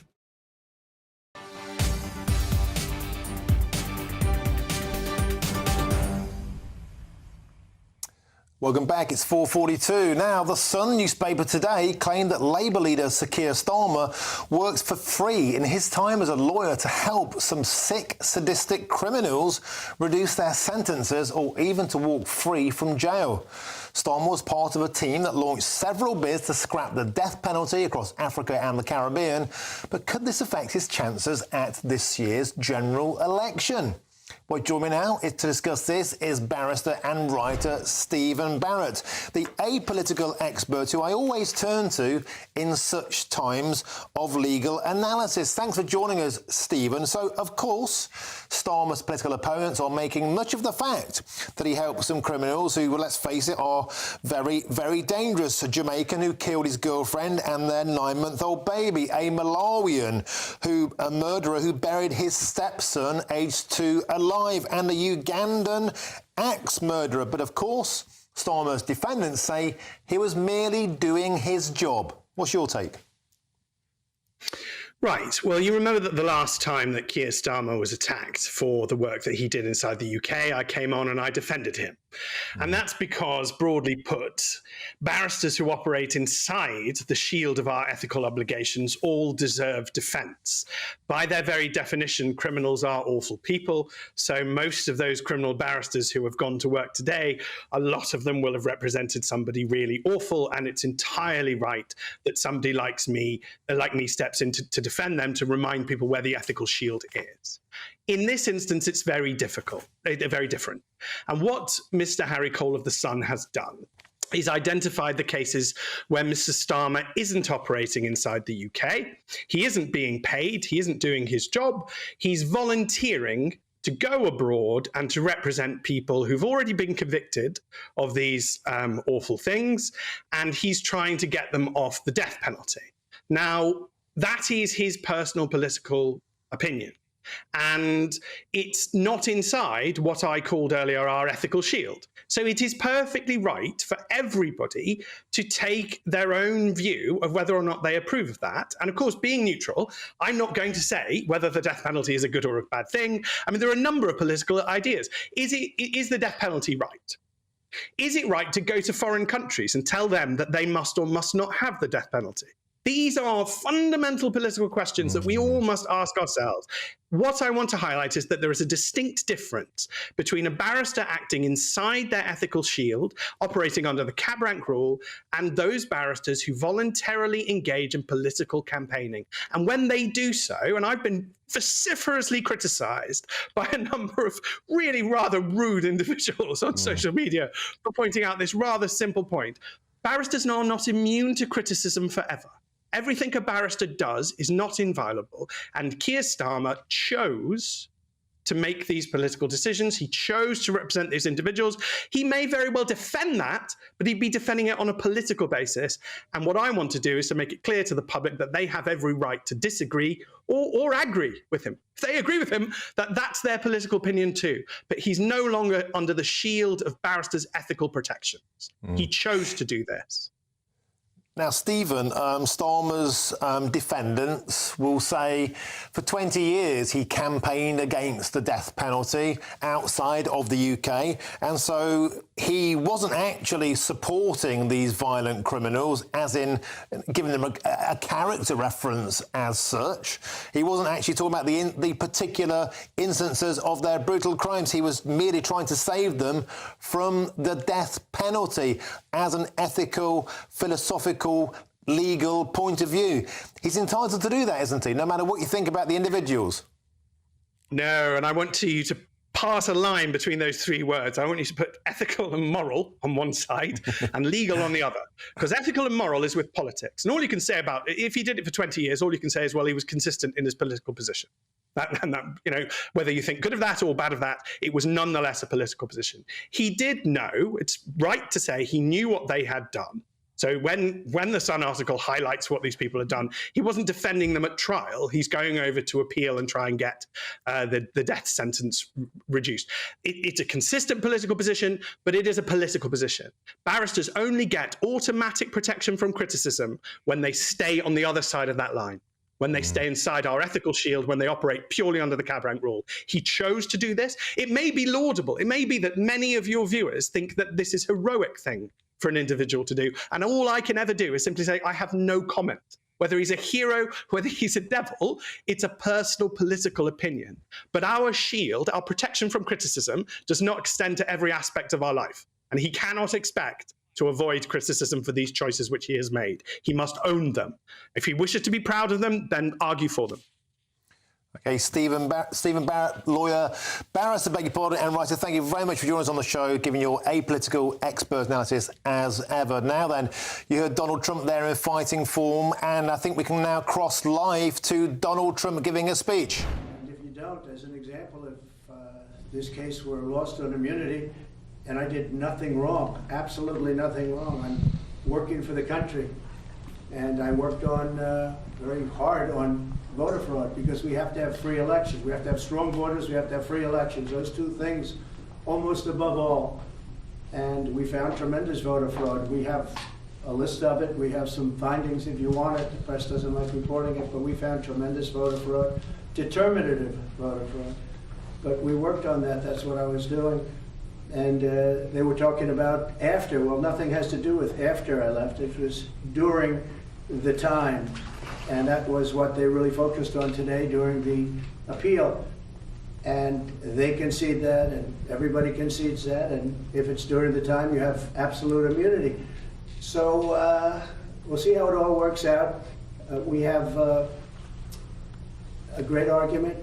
We have an argument with, they conceded two major points today. In fact, I think it's probably a concession. You have to ask the lawyers, Todd, if you'd like to talk about it. But they conceded 2 points that I think were, by normal standards, if it weren't me, that would be the end of this case. But sometimes they look at me differently than they look upon others, and that's very bad for our country. You had a very big event yesterday, as you saw, in Georgia, where the district attorney is totally compromised. The case has to be dropped. They went after, I guess, 18 or 20 people. They wanted to go after a lot of other people. They wanted to go after senators. She was out of her mind. Now it turns out that that case is totally compromised. In fact, they say she's in far more criminal liability than any of the people she's looking at. So I think that when you look at what happened, where they pay a lawyer with absolutely no experience $700,000 who happens to be her lover or her boyfriend, and then they go on trips and vacations together, very expensive vacations together. And the reason they paid him so much because he was after me, because this way they can afford to pay him a lot more. It probably passes certain tests. And that's a very sad thing that happened in Georgia. And I would imagine that case is going to be dropped. Every legal analyst that I've spoken to, every legal analyst that I've read have said that case is so compromised now it has to be dropped. Very good people were very badly hurt by that case. It's a shame. Very good people. People did nothing wrong. They did nothing different than what Democrats have been doing for years and years and years, whether it's slates or anything else that you're talking about. But they were very hurt, and it turns out that she profited tremendously on that case. It's illegal. What she did is illegal. So we'll let the state handle that. But what a sad situation it is. I want to thank everybody for the fairness. We've been covered very fairly. Most people agree that we're entitled as a president to immunity. If you didn't have immunity, as an example, Joe Biden with the prosecutor, we're not going to give you $1 billion unless you get rid of the prosecutor that's after the company or his son or whoever it is they're after. But he wanted that prosecutor gone, and he's on tape saying it. Or you could say the horrible job he's done at the border, where our country is being destroyed, or the horrible situation that took place. The lowest moment, I think, in the history of our country was Afghanistan, the way we withdrew. Not that we withdrew, but the way we withdrew. With shame, we surrendered. People killed, 13 great soldiers killed, many unbelievably, horrifically hurt, wounded, hurt. And hundreds of people died on both sides. Hundreds of people died. He could be prosecuted for that. So you can't have a president without immunity. You have to have, as a president, you have to be able to do your job. But if this didn't work out, if I wasn't given immunity, then other presidents, when we talked about today, President Obama with the drone strikes, which were very bad. They were mistakes, terrible mistakes. You really can't put a president in that position. So I think most people understand it, and we feel very confident that eventually, hopefully at this level, but eventually we win. A president has to have immunity. And the other thing is, I did nothing wrong. We did nothing wrong. The investigation of the election, which was a rigged election, everybody knows it. And just if you just look at, they didn't use state legislatures. They didn't. They went to the FBI, and you look at FBI and Twitter, the Twitter files with the FBI, all of the horrible things, FISA, the FISA court, the signed documents, the lying to Congress, and the stuffing of the ballot boxes, all on tape. Stuffing of ballot boxes, all on tape. Government tape.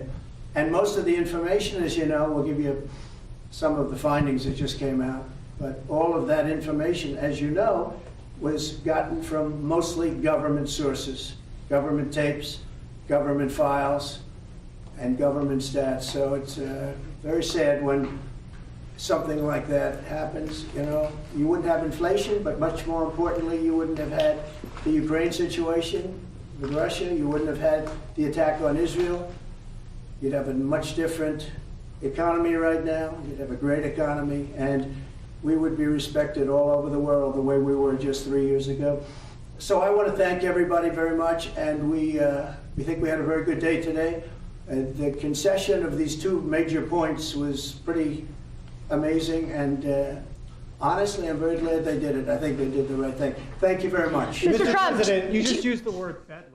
Okay, there he goes. And Trump there was speaking after appearing in the Washington, D.C. Circuit Court of Appeals about whether he should be immune from criminal prosecution in Washington, D.C. This, of course, after he was accused of interfering with the election last time. A huge story ahead. That's all for this hour, but stay around.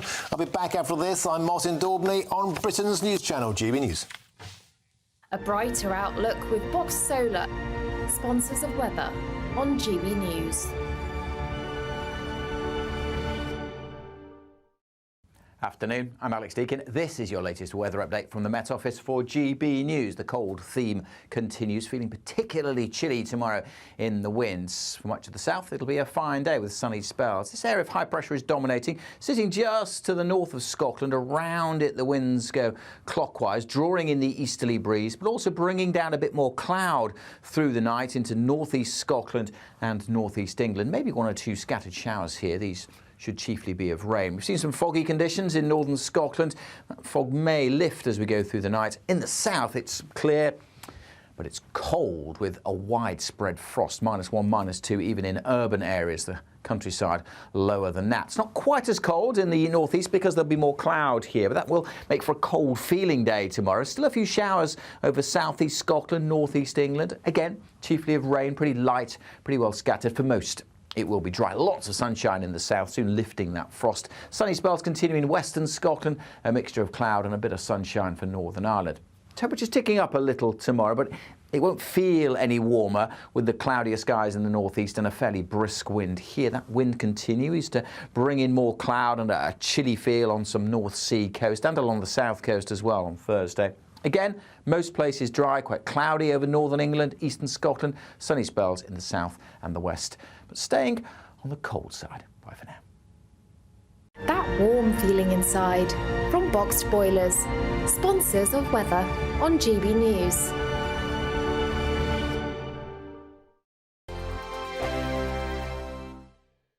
Wake up to the headlines with Headliners every morning at 5 a.m. We treat you to the day's biggest stories before anyone else, 7 days a week. You can catch up on everything you need to know before you've even had your kippers. Headliners every morning at 5 a.m, only on GB News, the People's Channel, Britain's news channel. I'm Andrew Doyle. Join me at 7 o'clock every Sunday night for Free Speech Nation, the show where I tackle the week's biggest stories in politics and current affairs with the help of my 2 comedian panellists and a variety of special guests. Free Speech Nation, Sunday nights from 7 on GB News, the People's Channel, Britain's news channel. Big news, big debates, big opinion. Patrick Christie's Tonight is the week's biggest show. Every weekday, 9 to 11 p.m, we've got the inside track on the day's top stories. There'll be sharp takes you won't get anywhere else. We will set the news agenda, not just follow it, and I want to bring you along for the ride. Whatever it is, we'll have our finger on the pulse. It's news, but it's this close to entertainment. Patrick Christie's Tonight, 9 to 11 p.m, only on GB News, the People's Channel, Britain's news channel. Now then, Lee Anderson here. Join me on GB News on my show, The Real World, every Friday at 7 p.m. I'm not eating bloody cat. Are you Delicious. mental? Open your mouth. OK, here comes a train. Reminds me of the scene in Singing in the Rain. Adam, is that a good one? Whoa! Join me at 7 on GB News, Britain's news channel.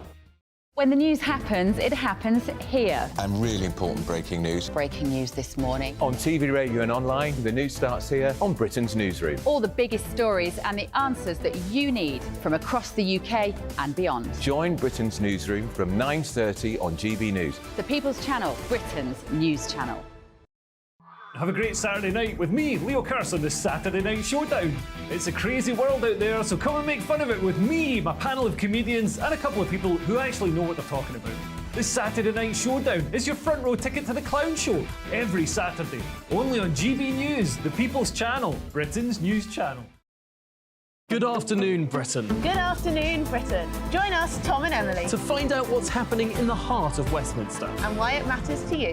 Weekdays from midday, we bring you the most compelling stories from across the United Kingdom. And from your doorstep to our inbox. That's right, we want to hear from you. GB News, Britain's news channel. GB News, unlike other broadcasters, isn't obsessed with the London-Westminster bubble. We think there's a nation beyond the M25, and that's why we talk about the issues that matter across the land. Join me on State of the Nation, 8 to 9 o'clock, Monday to Thursday, on GB News. Daisy's listening, and you should too. Every Sunday from 11, join Michael Portillo. There'll be topical discussion, looking at the week before and the week to come. So kick back and relax at 11 a.m. on Sundays on GB News with me, Michael Portillo. GB News, the People's Channel, Britain's news channel.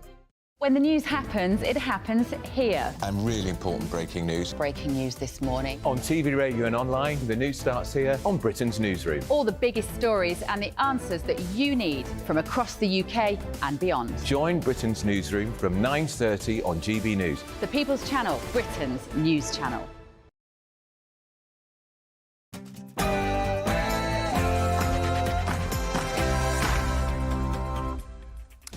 Good afternoon, it's 5 p.m. Welcome to the Martin Daubney Show on GB News, broadcasting live from the heart of Westminster and all across the UK.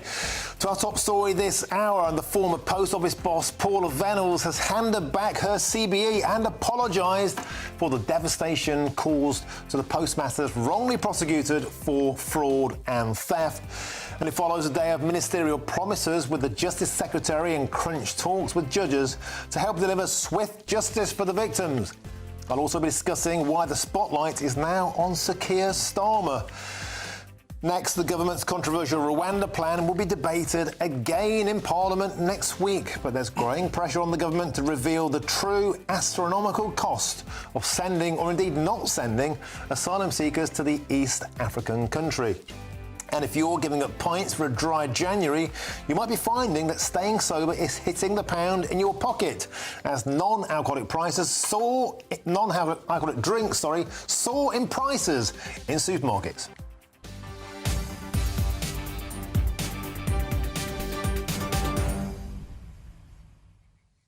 And some breaking news we had in the past hour.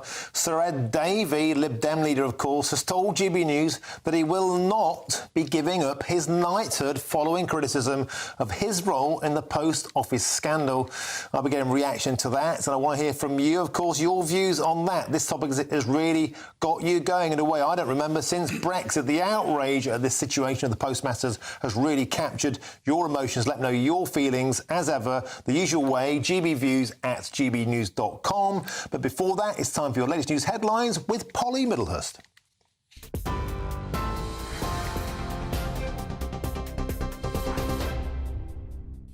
Martin, thank you, and good evening to you. Well, Donald Trump is in Washington today as he tries to convince a panel of judges that he shouldn't be prosecuted for attempting to overturn the 2020 US election. The former president is due to go to trial in March on federal charges of trying to overturn the election.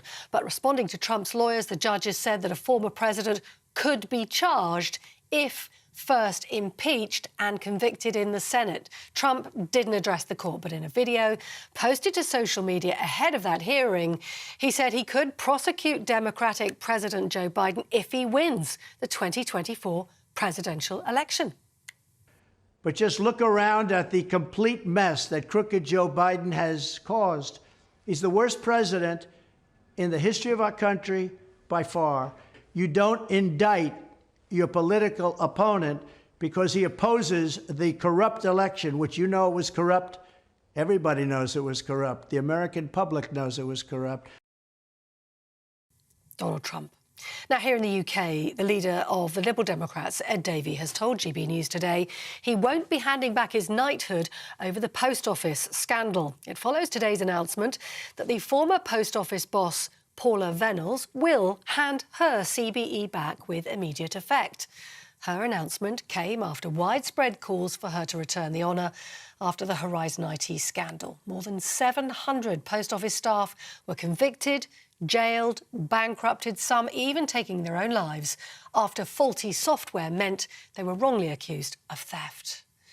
Meanwhile, Fujitsu, the parent company of the faulty software which caused the scandal in the first place, has been called to answer MPs' questions next week over its role. Downing Street says the tech company will be held accountable, legally or financially, if it's found to have made mistakes. Rishi Sunak has faced a showdown with MPs today over his Rwanda bill when it returns to the Commons next week for another reading. Penny Mordaunt has confirmed the legislation will go through its third reading in the House of Commons on the 16th and 17th of this month. But the Shadow Commons leader Lucy Powell says the government is making it up as it goes along. The Foreign Secretary has confirmed there are still 2 British nationals being held hostage in Gaza as the Israel-Palestine conflict continues. Lord Cameron's currently speaking to the Foreign Affairs Committee for the first time since his return to government and asked whether British nationals are still alive. He said he didn't know, but he did admit to concerns that Israel may have breached international law. A court today heard that Harry Pittman was stabbed to death with a hunting knife within yards of emergency service workers. A 16-year-old boy has appeared at the Old Bailey today over the killing, which happened as Harry waited to watch fireworks in North London just before midnight on New Year's Eve. The accused has been remanded in youth detention accommodation and will appear in court for a plea hearing in March. A provisional trial has been set for September.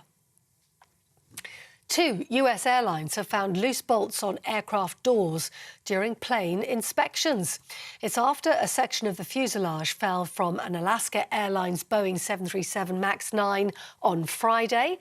The plane had to make an emergency landing, but no passengers were injured. Alaska Airlines and United Airlines both say they found some loose hardware on several Boeing MAX 9s.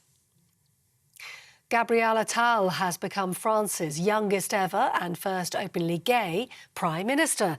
The outgoing Prime Minister Elizabeth Borne handed over to her successor in Paris today, following her resignation yesterday. The French President Emmanuel Macron says he wants to freshen things up in his second term of office ahead of the European Parliament elections. 2023 was the world's hottest year on record, according to new European data. EU scientists compared average temperatures with global records going back to 1850. The European Union's Climate Service says it was also likely to be the warmest year in the last 100,000 years. But more winter weather is expected across the country as the UK Health Security Agency issues an amber cold health alert for parts of England. It follows Storm Henk, which left large areas flooded and thousands of homes damaged. More than 110 flood warnings remain in place across the UK. UK scientists who helped create technology for the latest moon mission are working to gather new data from the latest spacecraft before it loses power. The Peregrine Mission 1 blasted into space yesterday, but immediately encountered a fuel leak shortly after launch. The probe did aim to land on the surface of the moon at the end of February, but now less than 40 hours of fuel are left before the spacecraft starts tumbling out of space. That's the news on GB News, across the UK on TV, in your car, on digital radio and on your smart speaker. This is Britain's News Channel.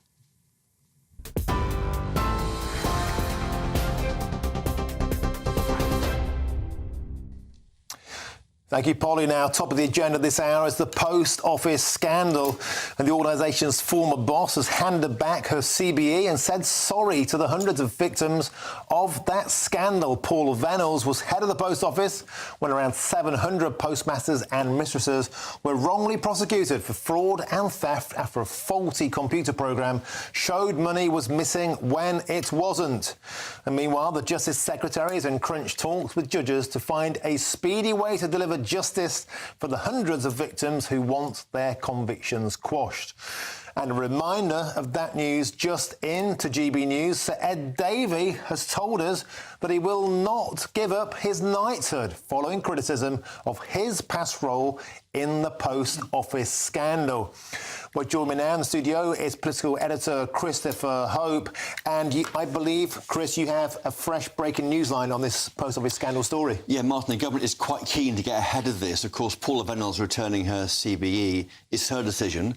The government's been very clear they can't force her to do it. They can't even really tell the Honours Forfeiture Committee what to do. So they'll be quite relieved that that's happened. But that hasn't been the government's doing. What the government is up to, they are looking at ways to do a unilateral pardon of sub-postmasters. There could be a bill published as soon as tomorrow or Thursday, which could see them wipe clean the slate for the 700 sub-postmasters found guilty, because the concern is that by delaying and by going through each case one by one, which is the way you should do it, it'll take far too long to do it. So right now, that could be about to happen. We're hearing that's where the government's leaning towards some kind of mass pardon for sub-postmasters. And Chris, after many, many years of being ignored, after being brought to the forefront by this excellent drama, this is very, very swift legal resolution. This is very, very good news.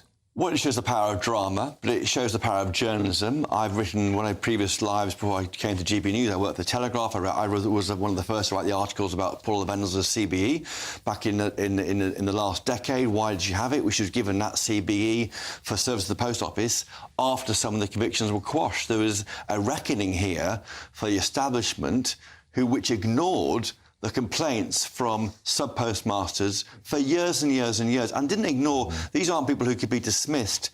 These are of questionable character. These are high, upstanding pillars of a local community who handle money for local people, give out pension money, are respected, but were not believed by the state, by the establishment, by Whitehall. It is a complete disgrace. That is understood now by the government. It has taken an ITV drama to put viewers in the shoes of people accused of wrongdoing.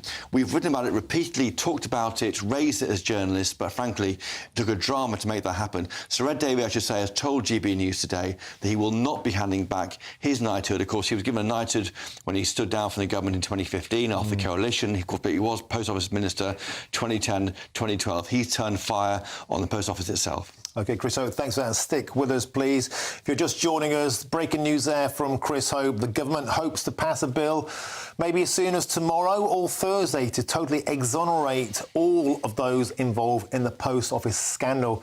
Moving very, very swiftly. And joining me now to discuss this further is Bob Seeley, Conservative MP for the Isle of Wight. Bob, thanks for joining us in the studio. My pleasure. In Westminster. You must be delighted by this swift justice, quick and nimble moving here by Rishi Sunak. Yes, well done, Rishi, for doing it. But also, look, it wasn't just a journalist, but it does show the power of drama. James Arbuthnot, he's the MP who championed this because one of his postmistresses in his Hampshire constituency said, I'm being wrongly accused, and Nadeem Zahawi when he was on the relevant committee. So it also shows actually the dedication and the work of backbench MPs who raised this as a case. And sadly, it also shows how useless Ed Davey was as a minister.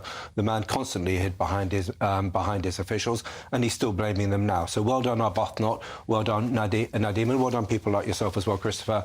And I'm glad that government's doing the right thing on this now. On that issue of Ed Davey, 34 times the man has demanded that other people get the chop, go for the high jump. Yep. 19 times are those directed towards Boris Johnson. Do you think he should do the right thing and do that himself? Yes, I do. Why doesn't Ed Davey lead from the front? He spends his life calling for the resignation of other people. He was shown to be a deeply second-rate, deeply inadequate minister, so he should now do the decent thing. And look, give credit to Paula Venables. She's giving up her title. I think Ed Davey should do much the same.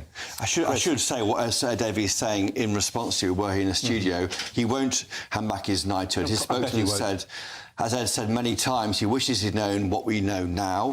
He adds, it's right that Paula Venables gave back her CBE. She was at the centre of a conspiracy of lies against the victims, the public and the minister of all parties. As Alan Bates, the original sub-postmaster who took the action, said yesterday, Ed was one of many ministers who has been misled and lied to by the Post Office. That's what Ed Davey would say. He was, but the whole point about being a minister is having judgment. There isn't much a politician does in terms of the inherent characteristics. So what makes a decent politician? Somebody who's articulate, but also somebody who can listen, somebody who makes good decisions, but somebody with basic sense of judgment. And what really gets me about this is that even now he's basically saying, I was misinformed by my officials. As you were saying earlier, there is an absolute lack of curiosity, which I think is absolutely dreadful. And actually, just one other thing on the Post Office now, they still don't give a good enough deal to the postmasters and postmistresses because I'm always in touch with them and they are always struggling to make a living because the amount of money they're getting is simply not good enough. So as well as actually using this as a wake-up call for people like Paula Venables and for people like Sir Ed Davey, actually the Post Office should now will take this opportunity to look again at postmasters and postmistresses and how they are remunerated and work specifically with the banks so that in places that no longer have banks, where the postmasters and mistresses are taking cash and taking money from small businesses, to make sure the banks, well, all the money they're making, a small amount of it, but larger than it currently, goes to those people. Chris, the government said today £148 million has been handed out in compensation to sub-postmasters. 150 million has gone to lawyers. Now, how is it right that lawyers get more than victims in this? I know.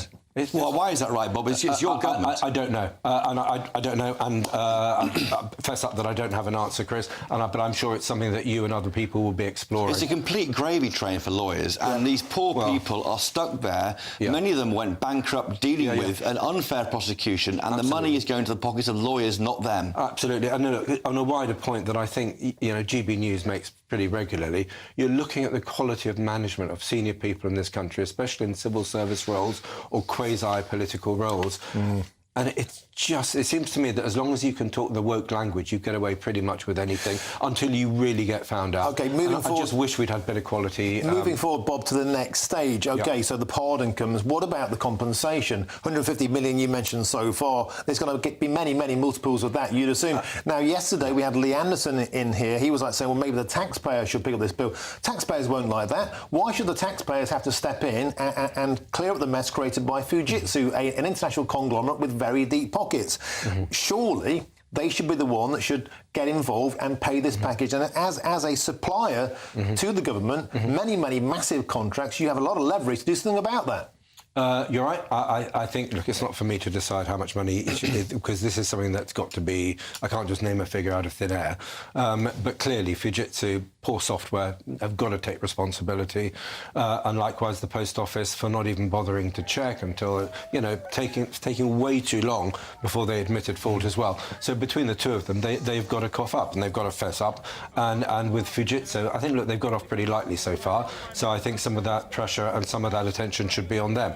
But again, going forward, I hope the Post Office learns about this and actually starts much more to respect postmasters and mistresses and gives them a better deal now as well. Chris? It's down to believing people, not computers. Yeah. That's the failure here, that people who are upstanding members of the community were just not believed by the powers that be. And I think that's the heart of it, and that's why it's so deeply embarrassing for the establishment. But with Fujitsu, do you think it's right, maybe, that all contracts should stop being let to that company until it can account for its actions properly? I know there's an inquiry going on, and they may not want to get ahead of that. But is that the answer? So, Chris, I don't know what contracts they've got. If they've got contracts with the Met Office or with DEFRA, I mean... That's part of the problem, that they're so involved right now in government business, it might damage the work of government to withdraw them from... No. I mean, taking responsibility for one element is different from basically cutting them out of government. This is not Huawei. Look, I find this, as a backbench MP, I find this as frustrating as everybody.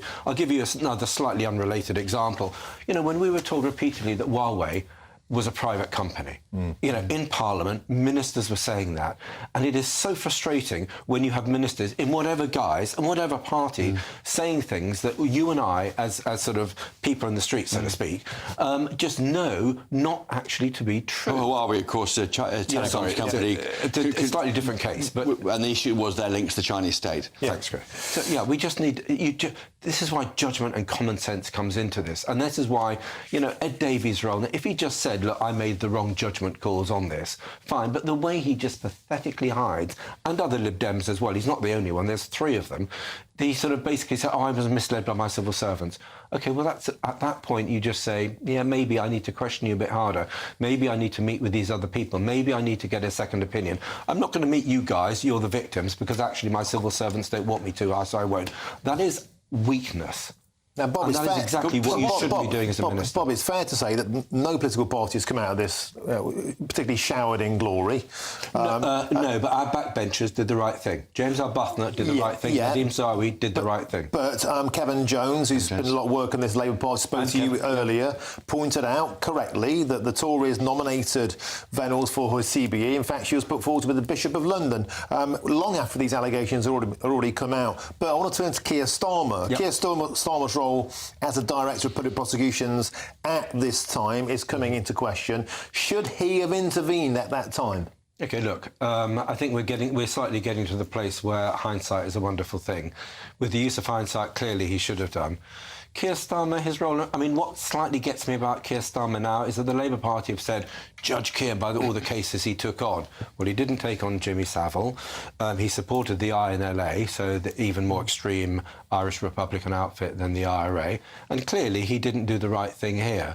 So I don't think his judgment actually comes across. If you look at his time as public prosecutor, in some things he did the right thing, but in others, I think his judgment was seriously lacking. It's not entirely clear, though, is it, Bob, that the DPP could intervene in a private prosecution? I mean, I think it's... No, you're fine. These are private prosecutions led by the Post Office Limited. He has to have duty to go in there to intervene. It wasn't his team of lawyers doing the prosecutions, it was a private company. So I think on this one, it's not as clear-cut as you're saying. No, fair enough. I'll happy to take your steer on that. OK, gentlemen, we have to leave it there. Fantastic debate, very lively, of course, and great breaking news line. As ever, we've had loads and loads and loads of emails about this. I haven't seen you get this animated about a topic since Brexit, and that's saying something. Many of you have been getting in touch about the Post Office scandal. Josie says this: Ed Davey should be forced to give up his knighthood. A petition should be started. I'm sure it will get thousands of signatures.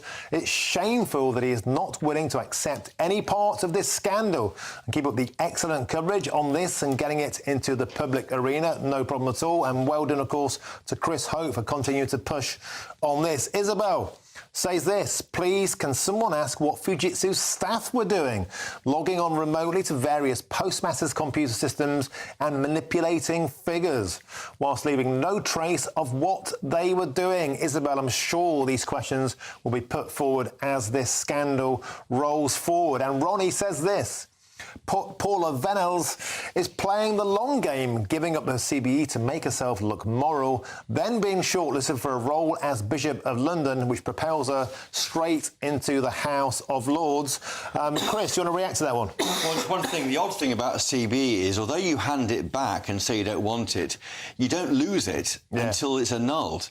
So what has to happen next, and it's this is the way our honours system works, is the Honours Forfeiture Committee has to sit and remove the honour from her. I would say, look, whatever she's... I think we're slightly in the case of she's been damned if she does and damned if she doesn't. She's done the right thing and she's accepted her moral responsibility. Let's see if Ed Davey does the same. If not, I'm sure in the next 6 months there'll be a lot of people reminding him. OK, and finally on this topic, Alan says this: does Sir Ed Davey feel that because he was lied to by the Post Office, he should not shoulder any blame for the injustice that has taken place? Surely he had a duty of care to the Post Office employees to carry out his own investigations into those allegations at the time. Bob Seeley nodding so hard his head might drop off. Next to me, Bob Seeley, thank you very much for coming in. Chopper, superb as ever. You get lots more on that story on our website. And thanks to you, gbnews.com is the fastest growing national news website in the country. It's got breaking news and all the brilliant analysis you've come to expect from GB News, so thank you very much for that. Now, coming up, I'll be joined by the host of Veterans in Politics podcast as a campaign is launched to offer help with those with mental health issues in our armed forces. I'm Martin Daubney on GB News, Britain's news channel.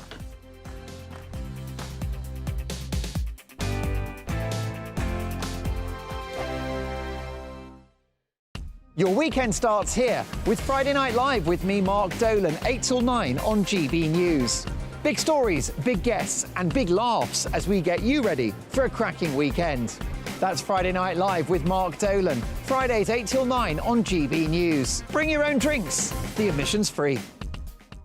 In the GB Newsroom, we bring you the news as it happens. With our team of dedicated journalists across the UK, we're ready to give you accurate reporting every day. When the news breaks, we'll be there with bulletins on GB News, the People's Channel, Britain's news channel. Big news, big debates, big opinion. Patrick Christie's Tonight is the week's biggest show. Every weekday, 9 to 11 p.m, we've got the inside track on the day's top stories. There'll be sharp takes you won't get anywhere else. We will set the news agenda, not just follow it, and I want to bring you along for the ride. Whatever it is, we'll have our finger on the pulse. It's news, but it's this close to entertainment.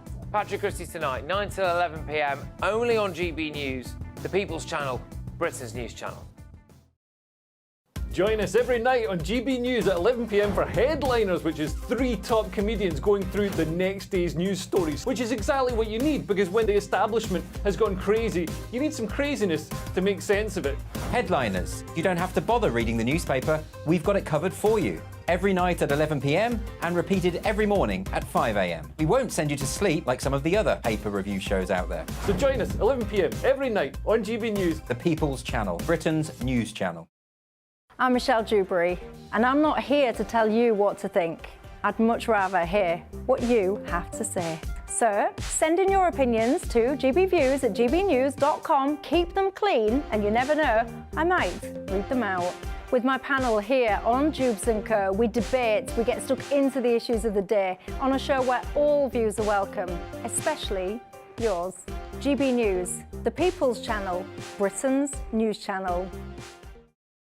Tired of the usual focus-tested, pre-prepared Westminster runaround? Well, so am I. So you want higher taxes? Is your department to blame for this? Are you rethinking this policy? Every Sunday at 9:30, I'll be sitting down with those in power to get the truth about the issues affecting you. Let's be honest, we've known about the cost pressures of this project for years, not months. That's the Camilla Tominey Show, a politics show with personality. On GB News, the People's Channel, Britain's news channel.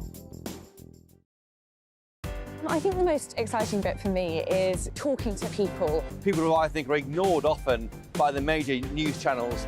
we're going to give news they want to hear. There's a voice there that needs to be heard. I think there's a chance here for a diversity of opinion to be expressed, which you don't find elsewhere. It's really exciting. We don't hold back. We're free to say how decisions that are taken here affect us all around the country. Only on GB News, the People's Channel, Britain's news channel. Good afternoon, Britain. Good afternoon, Britain. Join us, Tom and Emily, To find out what's happening in the heart of Westminster. and why it matters to you. Weekdays from midday, we bring you the most compelling stories from across the United Kingdom. And from your doorstep to our inbox. That's right, we want to hear from you. GB News, Britain's news channel.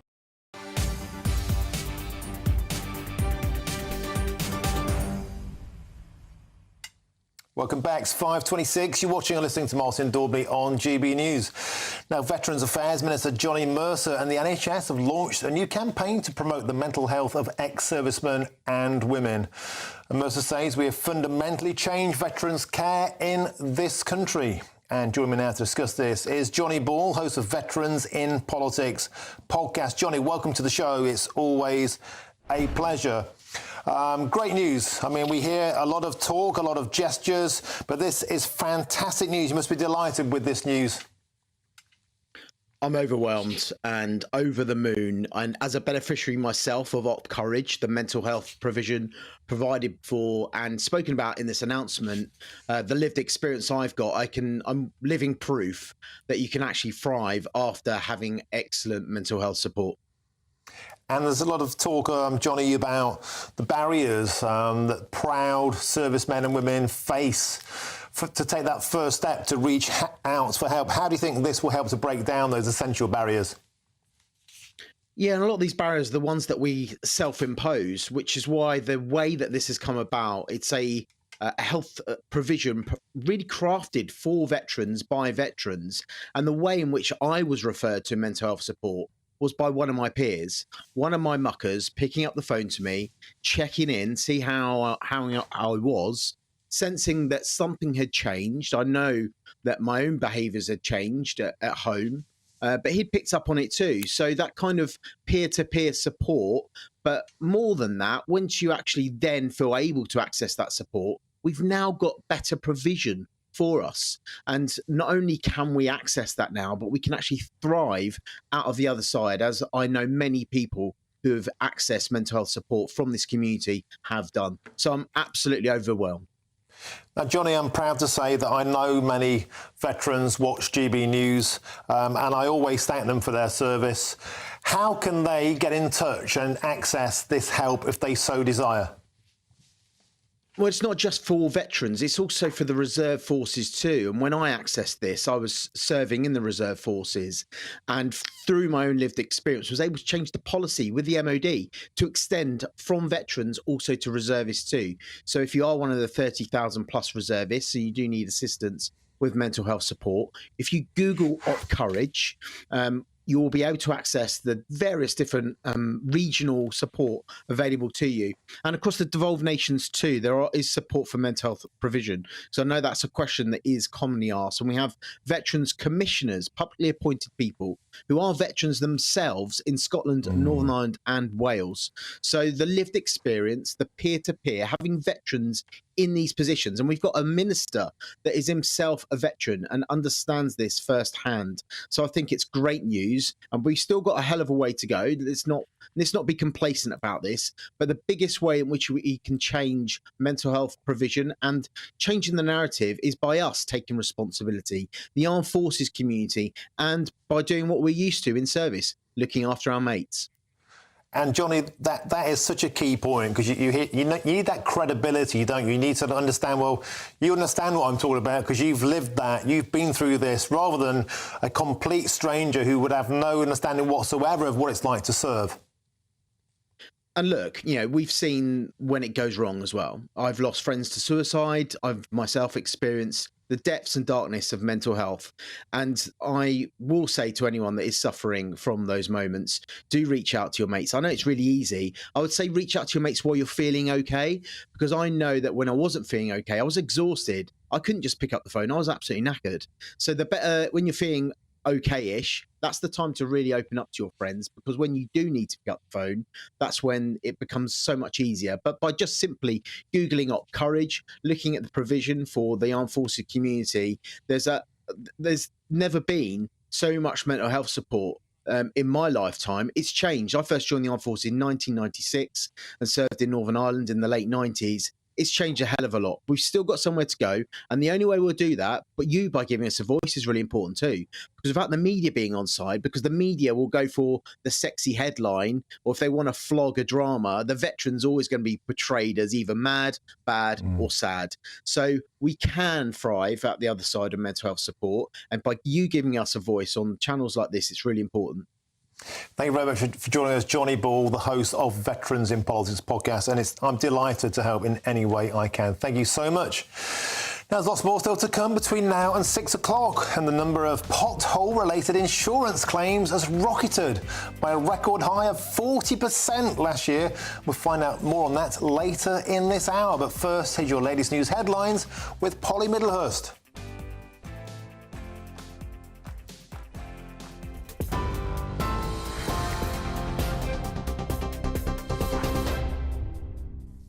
The headlines this hour: Donald Trump is in Washington trying to convince a panel of judges that he shouldn't be punished for trying to overturn the 2020 election. His lawyers are expected to argue that allowing a former president to be charged would set a dangerous precedent, paving the way for politically motivated indictments. The process to nominate the Republican candidate for president begins on Monday, with Mr. Trump expected to easily win the state of Iowa. But he'll still need to overcome a series of legal challenges if he's to retake the White House. Speaking a short time ago, Mr. Trump insisted the charges against him are baseless.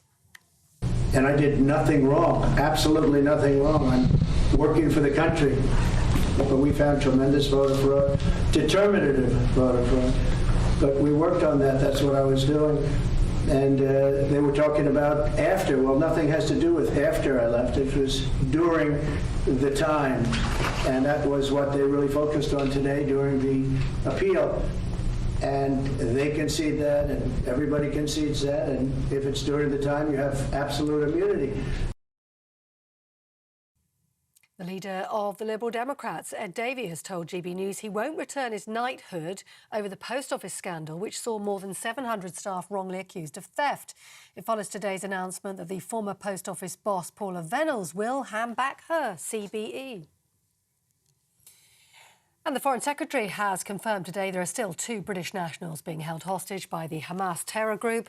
Lord Cameron couldn't confirm their condition or where they were as he addressed the Foreign Affairs Committee. And more snow is expected across the country as the UK Health Security Agency issued an amber cold health alert for parts of England. The winter weather follows Storm Henk, which left large parts of England flooded, with more than 100 flood warnings still in place across the UK. Those are the headlines. More background to all those stories on our website by going to gbnews.com.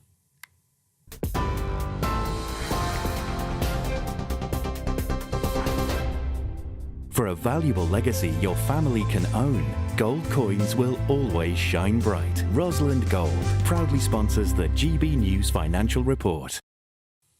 Quick snapshot for you of today's markets, and the pound's buying you $1.2712 and 1.1625 euros.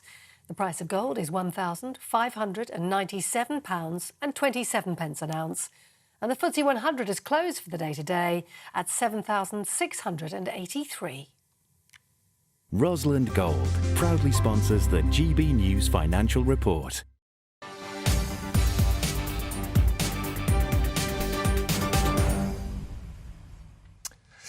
Thank you, Polly. Wonderful stuff. Now it's time to my favourite part of the show. And once again, joining me is Michelle Dewberry. Of course, it's Jubes and Co. right after this 6 till 7. Hello. Michelle, what's on your menu? You flatterer, you. Your favourite part. That's not what you say about me in the break. I hear him, everybody. Anyway, I want to get stuck into, of course, all the top stories that you would expect. The Paula Venables. Is it now finally time for a bit of accountability? Is this going to be the first step in that? Somehow, I think not. But anyway, I want to look at that. But also, the Labour MP that did a video on social media yesterday all about the Bibby Stockholm, went wandering over there, interviewing the people, the residents, talking about how cruel and inhumane and prison-like it is.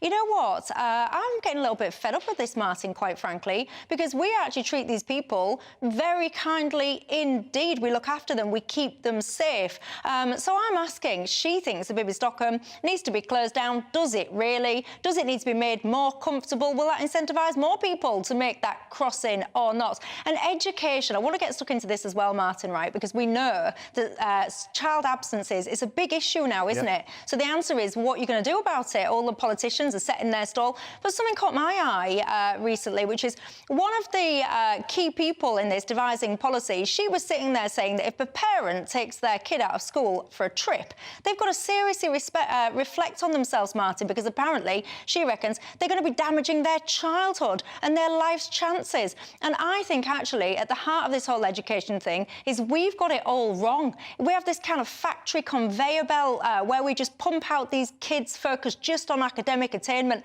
And if that is your starting point, how on earth are you going to solve the issues that we need to?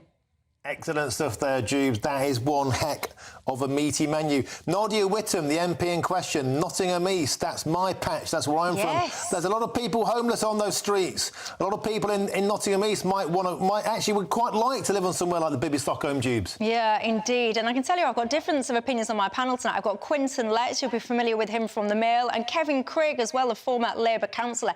They don't see eye to eye on this issue, so it'll be interesting to see whether or not we can get to the bottom of what we should be doing in this situation or not. That's what you want. Politics with punch. That's all coming up on Jubes & Co. 6 till 7. Fantastic stuff. And I did mean it. It is my favourite part of the show. Aww. Now, moving on. I'll give you your fee later. Superb. You have a great one. All right, now moving on to one of those topics Jubes just talked about. Labour wants to reset the broken relationship between schools and families. It's recent data on school absences shows they have doubled since the pandemic. And a keynote speech today, Shadow Education Secretary Bridget Phillips set out how her party's vision to tackle generational challenges facing English schools. But let me be absolutely clear. Cheaper holidays, birthday treats, not fancying it today, these are no excuses for missing school. Penalties must be part of the system, but they can never be the answer alone. Allowing your child to skip school without good reason shouldn't just be cause for a fine. It's deeper. It's a mark of disrespect for the children, the teachers, the school, because absences hurt not just the children missing, but the children there. Well, punchy stuff there from Bridget Phillipson, Shadow Education Secretary, and I want to discuss that further now with head teacher Christine Cunniff. Thank you for joining us on the show, Christine. Look, absenteeism, huge problem, particularly since the pandemic. We know it's more than doubled, but is fining parents really the way to get to the bottom of this? No, not at all, because I think this is already in place. It doesn't seem to be working, does it? So I think it's the educational issues that need to be addressed, not fining. Yeah, and a lot of people out there, Chris, will be parents. Got to admit, full disclosure, I did take my kid out of school for a week this year because it was loads cheaper to go on holiday. But people like me aren't the issue, are they? Please say I'm not. It's actually people with longer-term absenteeism. 25% of parents in this survey said they don't think it's a problem that their kids don't regularly attend school. This is a different thing. And, Chris, what we saw during the pandemic was lots of kids, particularly at the bottom of the educational scale, simply giving up on school altogether. And their parents also having the same mindset. That's the real issue, isn't it? Yeah, it is a problem. There's been a real mindset and attitude change since COVID, because, I mean, obviously COVID, we never thought anything like that could happen. And schooling itself changed. And I think there's 100,000 children now being homeschooled.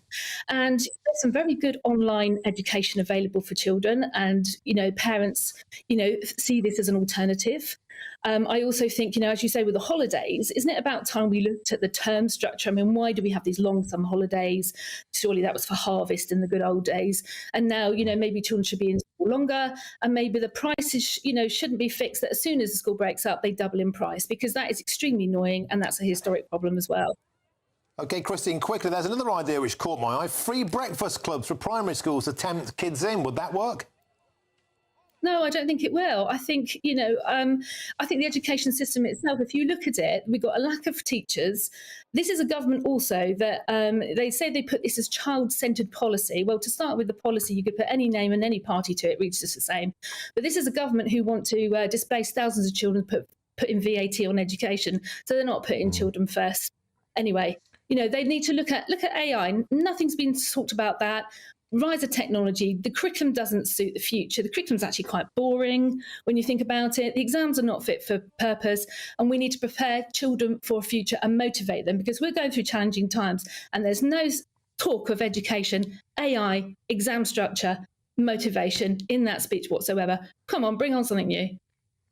Yeah, superb. Head teacher Christine Cunniff, thank you very much. Always a breath of fresh air. And also, by the way, thank you for not telling me off for taking my kid out of school. I suspect you might have given me a little fine. Anyway, she wagged her finger. That takes me right back to being a little boy.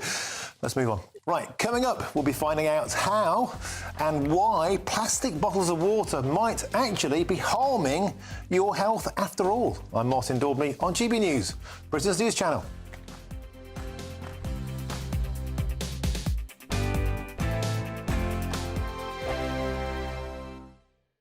GB News is Britain's news channel, and now you can support it. All you have to do is scan that QR code that's up on your screen right now, or you can go to gbnews.com/support and become a GB News member. You'll have fantastic benefits. We're also going to organise special events where you as GB News members can meet the presenters, the on-screen faces. Scan the QR code or go to gbnews.com/support. Thank you so much. Big news, big debates, big opinion.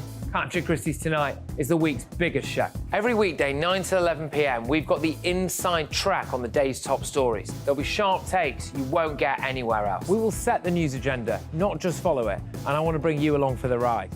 Whatever it is, we'll have our finger on the pulse.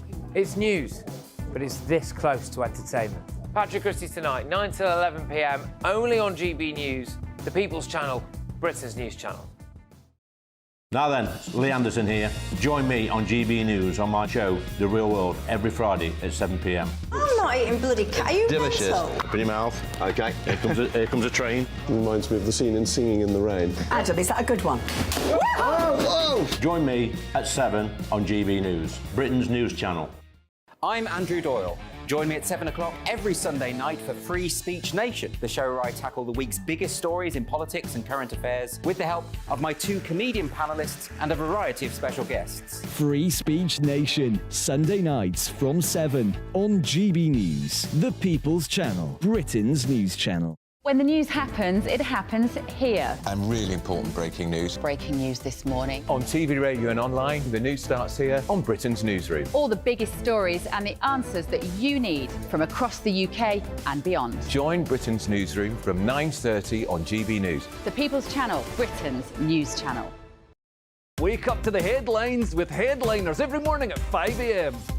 We treat you to the day's biggest stories before anyone else, 7 days a week. You can catch up on everything you need to know before you've even had your kippers.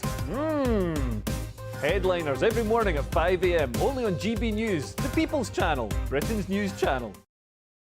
Every Sunday from 11, join Michael Portillo. There will be topical discussion, looking at the week before and the week to come. So kick back and relax at 11 a.m. on Sundays on GB News with me, Michael Portillo. GB News, the People's Channel, Britain's news channel.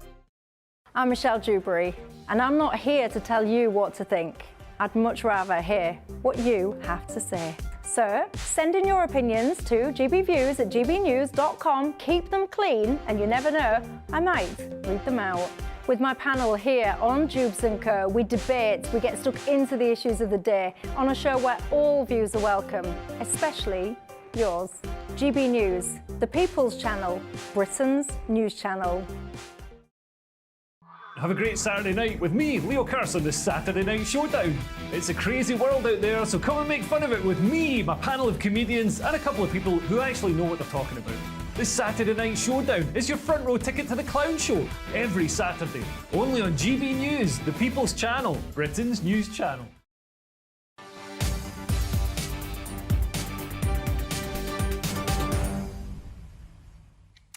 Welcome back, 5:44 now. New studies have shown that bottled water contains more plastic than previously thought.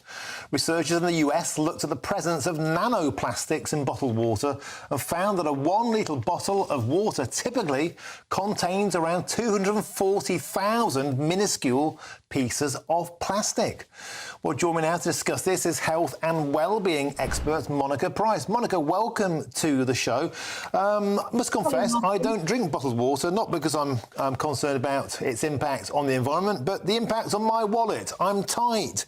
Tap water, after all, might be the best solution. Absolutely, Martin. Yes, I mean, we have perfectly safe, what we call potable water here in the UK. So there's absolutely no reason whatsoever for us to be drinking water from plastic bottles anyway. You're quite right in that. But, alarmingly, it's being increased. More and more people now, especially children, are actually drinking bottled water. And what's really important about this study is the fact, as you've said, the thousands of minuscule particles and nanoparticles of plastic. Now, what we don't know, Martin, is the long-term health effects that these plastic particles can have on us. But what we do know is that the damage that it can cause to our cells, it can affect and give us diseases like cancer, lung disease, all sorts of problems. And more alarmingly, Martin, was when they did these studies, they looked at and how it affects childbirth, and it can cross over from the placenta to the mum. And so what they're saying is that it can cause birth defects, stillbirth, so this is really alarming things that are going on here, really, really bad health conditions, which I've known about for ages, but at last we're actually talking about it. So I welcome a study like this because we don't need to be having all of this bottled water all the time. And Monica, it stands to reason. I mean, when you drink bottled water, sometimes you can taste the plastic. So if you can taste it, then it must be there, as well as tap water. Monica, what about, I don't know, an old-fashioned solution like we used to do? Water came in glass bottles, which are perfectly safe and can be recycled. Absolutely, bring back glass. If you think about it, why is wine only made in a glass bottle? Wine and alcohol are only made in glass bottles because the contents of the plastic would leak into the liquid that's inside that bottle. So why we don't think the same is going to happen when we have water in our bottles is beyond me. I was brought up with glass. It's 100% recyclable. You can mould it and reuse it limitlessly. There is no timeline on glass. But of course, Martin, the reason why the food production and manufacturers don't use it is because of the cost. It's more costly to use glass than it is to use the plastic bottles. But we're inhaling this, we're ingesting it, it's in our clothes now. We're just bombarded with plastic in places where we don't really think that they are, and they really shouldn't belong. And I think particularly with the single-use plastic, and particularly obviously this study with the bottles, is because it's become increasingly popular and people use them again and again, Martin, which is absolute no-no. Never do that. Never reuse your plastic bottle. Now, Monica, just a quick defence for wine in plastic bottles. The stuff that's about €2. I do quite like that. But in terms of tap water, that's always coming in for flack. Can home filters make a difference? Yeah, home filters will filter out the chemicals, so things like chloride, all the things, there's lots of things that go through the process, obviously, as our water is processed throughout the UK. So it filters the chemicals, and some people have not an allergic reaction, but they can have a reaction to those chemicals. So it just makes your water purer. But it's perfectly safe for us to turn on our tap and pour ourselves a glass of water. Absolutely. Magnificent. Monica Price, thank you for giving it for the taps. I love tap water. It's free and it's endlessly... Well, it's not free, is it? Pay your water bills. Anyway, thank you very much for joining us. Superb stuff. Now, another topic that really gets you hot under the collar, it's this. Admiral Car Insurance has revealed the number of pothole-related claims increased by a record and astonishing high of 40% last year. Well, approaching fast is January the 15th, which marks National Pothole Day. As many motorists know too well, potholes are more than just an inconvenience. They can be very costly to drivers, including my missus, who got stung for hundreds going for a pothole in the West Country. And as we approach the winter months, should councils up and down the country be on top of fixing these blooming roads? Well, joining me now for some common sense is motoring journalist and news car dealer Danny Kelly. Danny, potholes, they really, really get people's goat. The eternal curse, 40% boom in paying claims, and those costs, Danny, they're getting no cheaper. They're not, Martin. It's interesting you mentioned about your missus's car. My wife, too, about 5 years ago, had thousands of pounds worth of damage when her car at speed went over a large pothole, a crater, like the one you just showed on the telly. The car thought it had actually hit a pedestrian, and it went into its pedestrian striking defense zone where the bonnet lifts up to try and take the pressure off a pedestrian's head hitting the car. Quite remarkable stuff. Modern technology, modern cars are so sensitive to physical interruptions like this. And tens of millions of pounds every year are compensated to motorists because of these damn things. And for the viewers watching now, Martin, they are literally like someone has dropped a small munition on some of the roads. And they get repaired. They're exacerbated. The situation is exacerbated in the winter, mate, because of so much traffic on the asphalt. And then water gets through the cracks, the water freezes, and then it expands, and then the process is repeated. But you're right, and it's curious, Martin, that it's Admiral Motor Insurer who's releasing this information, because that means one thing. That means that people are having to lose their no-claim bonuses. They're going through this privately to get their money back. Yeah, I must confess, Danny, I bit the bullet and went and got this sorted out myself. The front rim was entirely destroyed by a pothole, lost a tyre, lost a wheel, but still I went and got a second-hand wheel, much cheaper than getting a new one, because, Danny, the typical cost of a claim last year was over £3,000, Dan, up from $2,400 the year before. £3,000 for each pothole-related injury. And the problem with that is because cars are getting more and more high-tech. You mentioned all the sensitive electronic gear, but wheels, anything, all the undercarriage bumpers, they cost a bomb now, and that's why costs are going through the roof, Dan. They do, Martin, and it's really interesting. If we take ourselves away from the private insurer, and let's just say we were trying to get our local council to cough up, you may not actually know the damage that you've caused. So in your case, you knew that the tyre blew and you knew that the wheel was damaged. But a lot of people will continue driving after noticing a really tough, violent thud. And there won't be necessarily any indication that the suspension is damaged. But when you take it to be MOT'd, Martin, that violent thud could have caused sufficient play in a little suspension joint. Let's give you an example, something called a drop link, which is a minor part of the car's suspension. And that then causes it to fail. And at that point, it's too late for you to go back, because the onus is on you to prove that the council was liable. The council needs to know about the pothole in the first place, and they make it as difficult as possible for you to claim. So people may have their suspension part damaged, Martin. They may not be aware of it, but they'll be aware of it when it comes to an MOT failure, I can tell you that. And off the time, Danny, as well, councils seem to fix a pothole, and it's back within a week, because they do a worse bodge job than I could manage. Yes, it's... well, no, never underestimate your ability to do a bodge job, Daubs. You're right, though. The council can do a bodge job as bad as Martin Daubney. That's for sure. And it will be reappearing, Martin. That pothole will reappear in this weather, no matter whether you fixed it or whether the council guy fixed it. Yeah, superb. Danny Kelly, thank you for joining us. I reckon you're right. I actually could have a decent go at fixing some of these potholes, Danny, but anyway, I'm too busy doing this show for that. And, of course, I'll be back on this channel 3 till 6 tomorrow. After the break, it's Jubes and Co. Punchy politics. People don't agree on that show. It's going to kick off. Had a fantastic show here today from the new studio in Westminster. We've got MPs here, left, right and centre, holding them to account on your behalf. Send us your questions. We're going to make sure that they answer to you, the voters. I've been Martin Daubney. I'm back tomorrow 3 till 6. After the break, Jubes and Co. Have a great evening.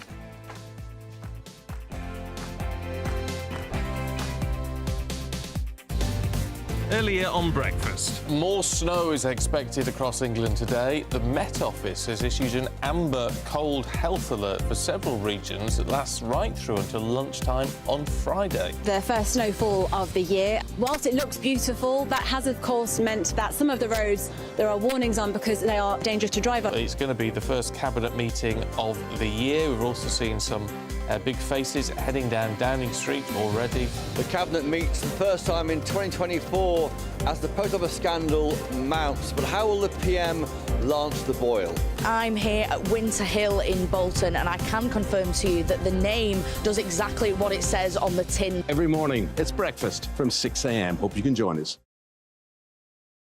A brighter outlook with Box Solar, sponsors of weather on GB News. Evening, welcome to your latest weather update from the Met Office for GB News. I'm Alex Deakin. Another cold one tonight and tomorrow. Quite a bit more cloud tomorrow over northeast England and eastern Scotland.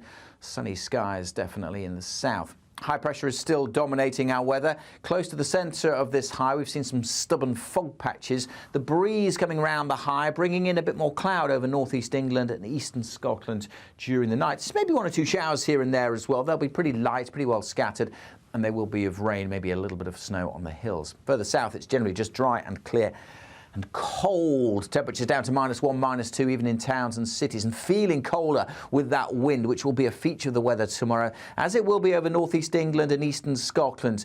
A cloudy day here as well, so feeling even colder without any sunshine and with that breeze. Again, western Scotland should see quite a bit of sunshine, some sunshine possible for Northern Ireland, and plenty of sunshine across the south.